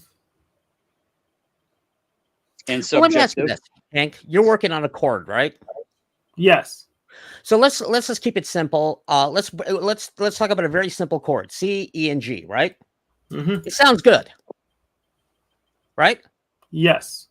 Versus if I just took my fist and smashed it on my keyboard, that would sound kind of dissonant. Wouldn't make any sense.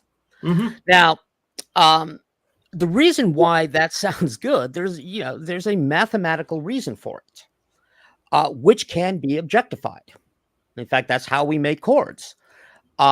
It's not now, of course, different chords, different people can like some over others. I mean, CEG is not a chord I like, but there is a mathematical reason why it sounds good to the human ear. In fact, when you graph it, it makes this nice little one circle with another circle going this way, and it orbits. There's a pattern there, and patterns are just going off on that. It's the frequency. Yeah, Moose just touched on that. And when we put sand on top of that speaker, and we turn it, different volumes, different frequencies, we have those patterns of resonation, and we have to figure out in ourselves which, what's your frequency, Kenneth? Where are you at? What's going on with you? Are you in your head a lot? Right? That's the whole frequency vibe, is figuring out what frequency do you want to be at. Do you want to be in this one of a big clump of shit in the middle of randomness, or in a nice, beautiful spectrum of a who knows what? Mm-hmm. No, and in fact, I mean, we've all seen that experiment with a cool shape. Apparently, my dog's doing something which it shouldn't. And those are actually, they're functions called Bessel functions. I studied in school. I'm not going to pretend that I even know what they are, but we can define them using mathematics. So, I mean, that's why we say, mathematics is the beginning of truth. But the subjectivity comes, like, for example, I like the scale of D minor. It evokes an emotional response for me. I see it as sort of the color blue and green. That is my truth, but maybe not other people's truth.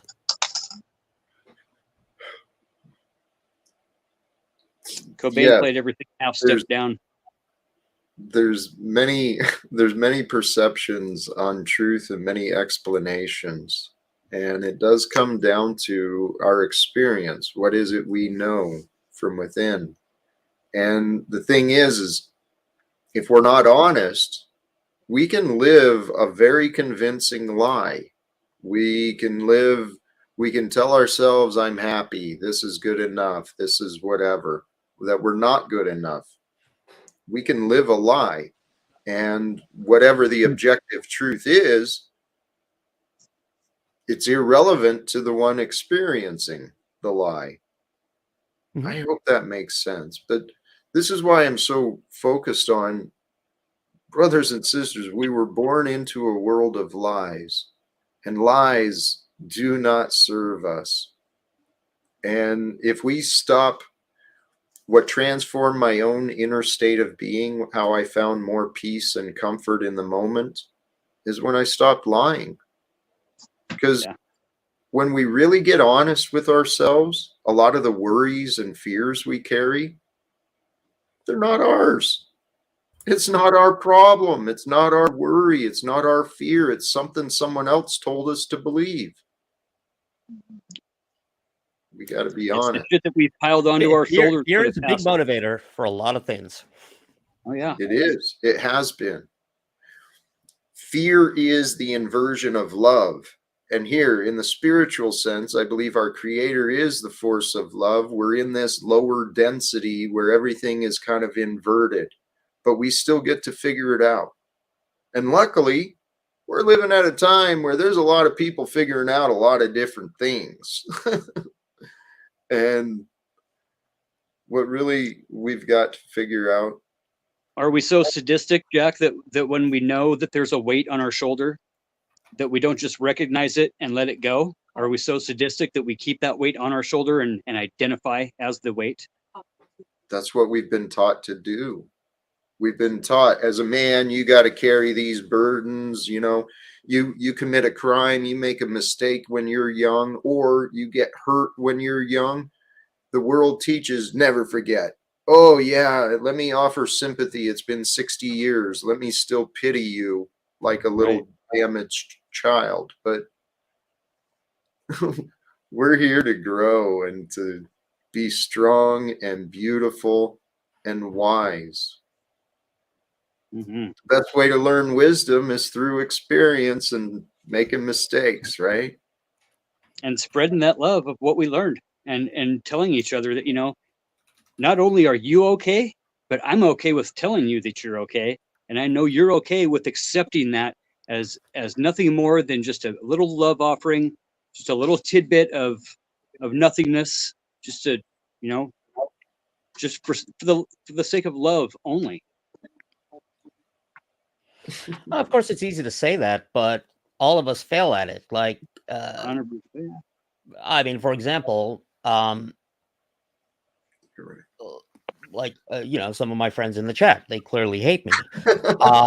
Why? Who knows? But of course, they've just decided to, or the person who was up on the other channel, Benton, he clearly hated me, and I didn't even know who he was. But of course, it's much easier to just hate the other side and dehumanize them. And I will admit, I do it too. We all do it. It's a defense mechanism, comes from evolution. And of course, the difference is I try to self-respect from that. But, you know, maybe that takes a little bit more effort. There's a big difference of walking up to your friend and saying, "Hey, pard, you know, you're kind of fucking up here a little bit, and I just, you know, pard, let's think about and let's maybe come up with a game plan of how you can carry forward." And a difference in walking up to your friend and saying, "Bro, I was pretty fucked up, and you should think about this," you know, and the way we're approached and the way we approach others ultimately is everybody's trigger point. It's everybody's live in the solution. Live in the solution. Not, you know, try not to be right. The one thing which all of us should be able to critically evaluate an argument, even people you disagree with. It's a general rule that a couple of things don't win arguments. Shouting doesn't. Insulting is not winning an argument. And you got to look out for when that happens. Not just here on YouTube, but in the news, where I was just reading this article where they were clearly trying to poison the well before they get to the facts of the case. And it really showed that the facts of the case were pretty weak. So you just poison the well and say, well, these facts are coming from somebody who goes to a gay bar. Like, you know, that somehow devalues whether this person knows that 1 + 1 = 2. And, you know, that's like, for example, Jack, I mean, Nick, do you have a channel? I have a channel which has some of my really bad music on it, and that's it. I was just wondering because thank you. I wasn't sure. Jack, did you have anything to say? I know you've been trying to step in for a few minutes now. Thanks. I was actually wanting to come back to what Nick was noticing, the chat. There's a lot of people in our treatment of others. That's where we're revealing our own character. If we're not honest and talking about facts, what we're doing is projecting and revealing our insecurities. And I think that's what it is with you, Nick. People these days, I've done it too. We get intimidated by knowledge, and you present yourself as a pretty smart guy. You got a profession in that status, so you represent a lot of different things. Bring some triggers. And that's my experience too. I think people honestly join my experience so they can show me their triggers. Mm-hmm. I think that's why they do it. Yeah. And it's funny, you use the word projection. What I find very ironic for people who get triggered is then they like to claim the other side projects, which ironically is a form of projection. Of course, now we can go into the circular loop. If I'm accusing those people of projecting, am I not projecting? The thing is, at least just talking about science is unforgiving. It doesn't have any emotion. And the fact is, all of us, as we start to become adults, have to accept that the world out there, which we were born into, it's not safe. It's not what we expect it to be. It doesn't behave the way we want it to behave. It behaves totally independent from us. And there are two things which we can do. We can either just deny it, or we can study it. I mean, I got into science because, we all sort of go through some sort of existential crisis. Why am I here? Why do we do this? What's my purpose? And unfortunately, religion was just too simple of an answer. So I go, well, I just want to know stuff about, what makes us up. What are we actually made out of? Hey, I was thinking about when I saw you the other day on We Are Awake. I understood what you were saying. I think I understood what you were saying. You went from religions into science to try and find answers. And in the study of science, you saw the beauty and the creation. That's what I understood from you, because you do have faith, right? Yeah, it's there. I mean, yeah. That was my path. My path led me down the fields of science into the sciences of the mind, and the sciences of the mind brought me through the religions. But the end goal, the end goal for all of us is to discover our relationship with the world. And the world that's most important is the one we experience within ourselves. Mm-hmm. How we feel about ourselves. Now, before I leave to this bar, which apparently is a gay bar, Sweet. Actually, always way more fun. And no, don't think that you're going to come rob me.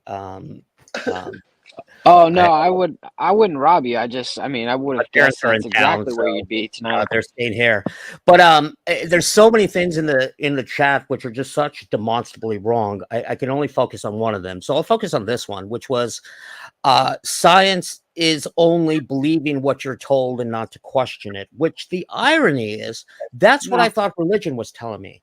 Now, most of us haven't taken science past maybe even 8th grade, and you're absolutely right. As little kids, I would even argue that the K through 12 system just tells you what to believe. You need to know this, but we know these things are true. Like, for example, even the students I teach, I don't just tell them that I can model the flight of an artillery shell using this equation. No, they have to go do it for themselves and show why the equation works. It's not just rote memorization. That's a very bad way to do science. Science, by definition, is very creative. Yeah. And so it's very easy just to say science is a religion as an argument. Now, that's what we call a classic logical fallacy. No, science is a religion, or science is just you being told what you're taught, therefore it's wrong. That's not true. That's not what science is. In real life, there are no lab manuals, and every single one of us here on the internet right now, outside, my neighbors, people across the world, we all depend upon that science working to eat, to use the internet, electricity, medical care. That's not just based, we don't become scientists by just listening to what somebody else told. Sure, we got to learn the fundamentals, but we go out and discover our own things. And science is also very forgiving. I mean, a lot of people mock the peer review process, but the peer review process is unforgiving. It's not easy to get a published paper.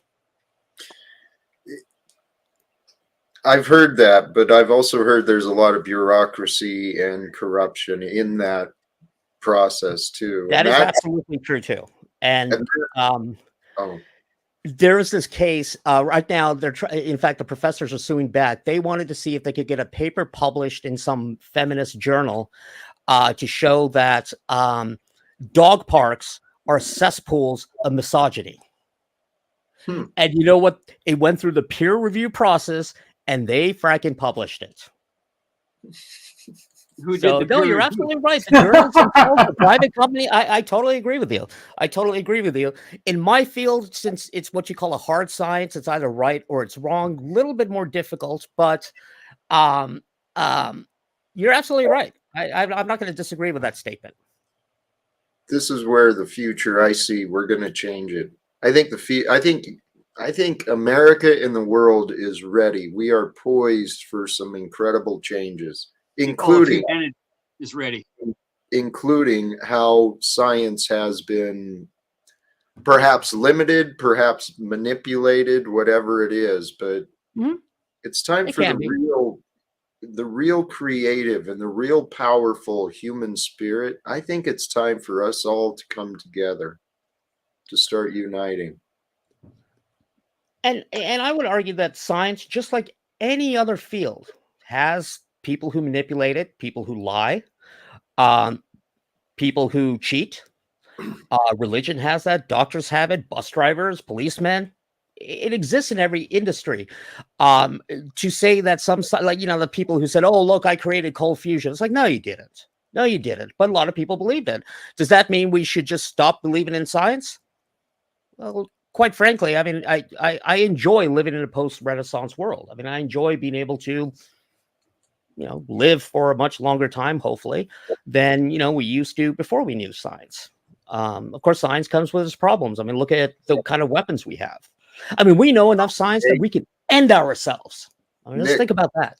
Nick, this is the point. We have the knowledge to end ourselves, and we've got the knowledge to recreate ourselves. And it's hey, Jack. Hey, Snaps. Good to see you. I want to know what kind of icing this Nick guy has on his cupcakes. It's sweet. What kind of icing you got in your feminist cupcake, Nick? Mr. Pogo, privately owned, government operated, Nick. Snafu, why don't you show yours first, Mr. Snap? No, he knows, Nick. Show your cupcake first, Mr. Snaps. Knows, right? Hey, I could go for a cupcake right now. I wish I had one. Do you have one? Why don't you tell the people why you're... Oh, I was listening to what was he about to say? Oh, good Lord. Okay. Come on now. Uncle Fatty, what the heck is going on? Let me just drop a big bomb on top of you guys real quick. Don't mind me while I'm here. Well, actually, case in point, that wasn't an argument. No, it wasn't. That was a pattern of egotism. One could say levels of narcissism, certainly care of only self. And yet, but we must love our brother Talcott. We still must love him, even with all his faults. I just got to get this off my chest. I understand. I wouldn't consider myself a huge liberal. I'm not.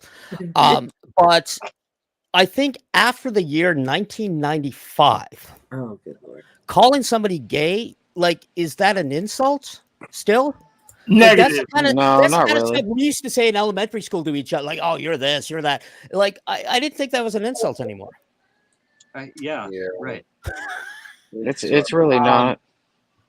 Also, it's kind of weird that somebody who I don't know is so interested in what I like to do in bed. Yeah, really. Right. This is just it. You're I must in turn their them on or minds. something. It's Hey, because Well, all the no, media like is all sexualized. well, Well, humans are the sexual beast, creatures. the beast within us. The beast is very sexual, very creative, very. You know what? We are amazing. I'm ready to wrap it up, though. Let's do final words, please. Go, I'm Nick. thankful for today. I'm thankful for a world that we can live in, where we can have these nuanced conversations and not be called heretics. Beautiful. And not be forced to believe something that is in essence somebody else's religion. I'm super grateful that we have America, that we have democracy, that we have liberty and individual freedom, and even for freedom for Nazis to be able to be Nazis whenever they want to, and to be able to say what they Amen, want. Uncle Fatty, and thank you for bending the knee to Talcott. We appreciate you, and we hope you come back. Absolutely. Absolutely. Thank you, Uncle Fatty. Good to see you guys. Much love. And since I jumped in there on him, I'll say the next words. This has been a great evening. We had a little chaos in there, but it turned around. And then we got our boy Nick over here, who was famous for taking down Slave Dave. I mean, how could you not appreciate that? Then we got Hank and Cynthia, and Angeline didn't get to say much, but we know she's just vibrating good energy. So like anytime she comes around, it's like the vibe is high. So I just want to say I'm thankful for all you guys, thankful for everything you've done for me and my journey, and I'll see you again soon. Bye, man. All right, brother. Have a good night. Peace. Any others? I just what Jack said about how this country is great. The ability to have freedom of speech is sacred, because without freedom of speech, there is no freedom of thought, and we kind of take it for granted. I mean, there are places in Europe, which are first world countries, where you don't have that. And also, the only type of speech which needs to be protected is the one nobody wants to hear. So, that's what's great about YouTube: free exchange of ideas, whether you like them or not. But I'll see you guys later. Thank you for having me up, Jack. Hey, Nick, I appreciate you. Sincerely, I appreciate you. Thank you for joining. Oops. You have any last words, Mr. Snaps? Jack, you're a fucking idiot, dude. Letting pogos on your shit, doxying me up. Do you know who he is? You have no clue, do you, Jack? Snaps. Snaps, who is Jack, he? you're a fucking idiot. You fucking allow criminals, traitors, frauds, and pedophiles on your channel all the time. Go fuck off, you fucking discernment's off. I hope you know how many pogos you allow on your shit. Snaps, who was he? Jeez, you can't even ask him a question. No. Jeez, thank you for the music, Hank. Angeline, Yes. always good to see you. Jack, thank you so much. You're getting so much better at this. You are. Listen, I will continue to get up here and counterattack any madness that goes on here. I love doing it. I enjoy it. I look forward to it again. Bye. Cynthia, thank you for joining. Hank, Angeline, either? Yes. You go first, Angeline. I had a thought sitting in my head from before. Hopefully I'm not echoing too much. When you were talking about our unconscious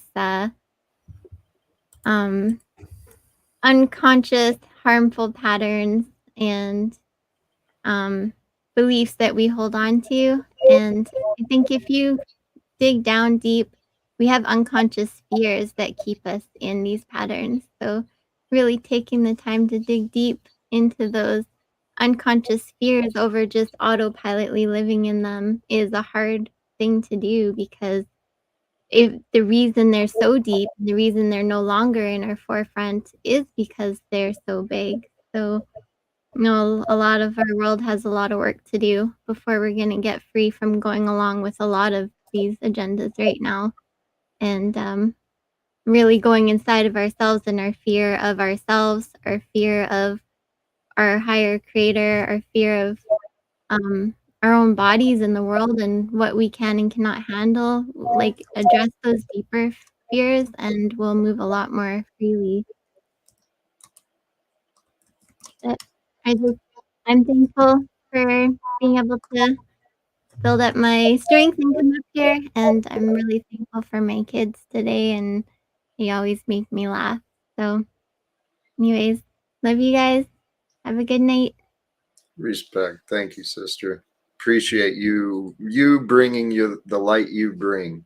You as well, Hank. You bring a beautiful light as well. What are your thoughts, man? Other chaos agents need to start training up. The gods favor me more than you. I think the gauntlet's been dropped, right? Throwing the gauntlet down. It's time for them to upgrade. Yep. Respect. All right, brother. Anything else? There we go. Brothers and sisters, thank you sincerely. All who clicked the link, joined the panel, those who joined us in the chat, joined us in the restream on What's Up Cynthia's channel. And for those who haven't found her, make sure you do. Do the subscribe thing. Share the love. Share the encouragement. Share the light. Brothers and sisters, today, the idea of being thankful. Recognizing who our connections are to, who is our tribe, what do we belong to? The number one tribe you can have, it's all within you. You can have an entire community of support. All of your favorite grandparents, ancestors, all of the favorite people you've learned about. You can carry all of those people in your heart, in your mind, relying on the wisdom that's been shared. Ooh, here's a thought I meant to get in earlier. I'll wrap this up with this. It's the past generations that have brought us forth. And today, brothers and sisters, each of us, every day, we have the opportunity to remain who we were, right? Stuck in the limited knowledge, repeating the same beliefs, looping in the same memories and patterns. We can do that every day. Or each day we can just take a little bite of the tree of knowledge, so to say, to grow ourselves in different ways, learning what it is. What is it within you that your heart wants to know before you're done? This is the lifetime to learn. And brothers and sisters, I hope when you joined in today, I hope you were able to find some fun, find some entertainment, maybe even some inspirations for dealing with relationships and such. But what I've learned for myself, humility. When we humble ourselves, it's easy to find gratitude. So I'm telling you, my practice of gratitude, it is strong, and I am proud of that with humility. Brothers and sisters, join me again next time. Hopefully, praise God. We'll see what the future brings. Till then, thank you again. Choose love, peace for everyone, and live without fear. God bless us all.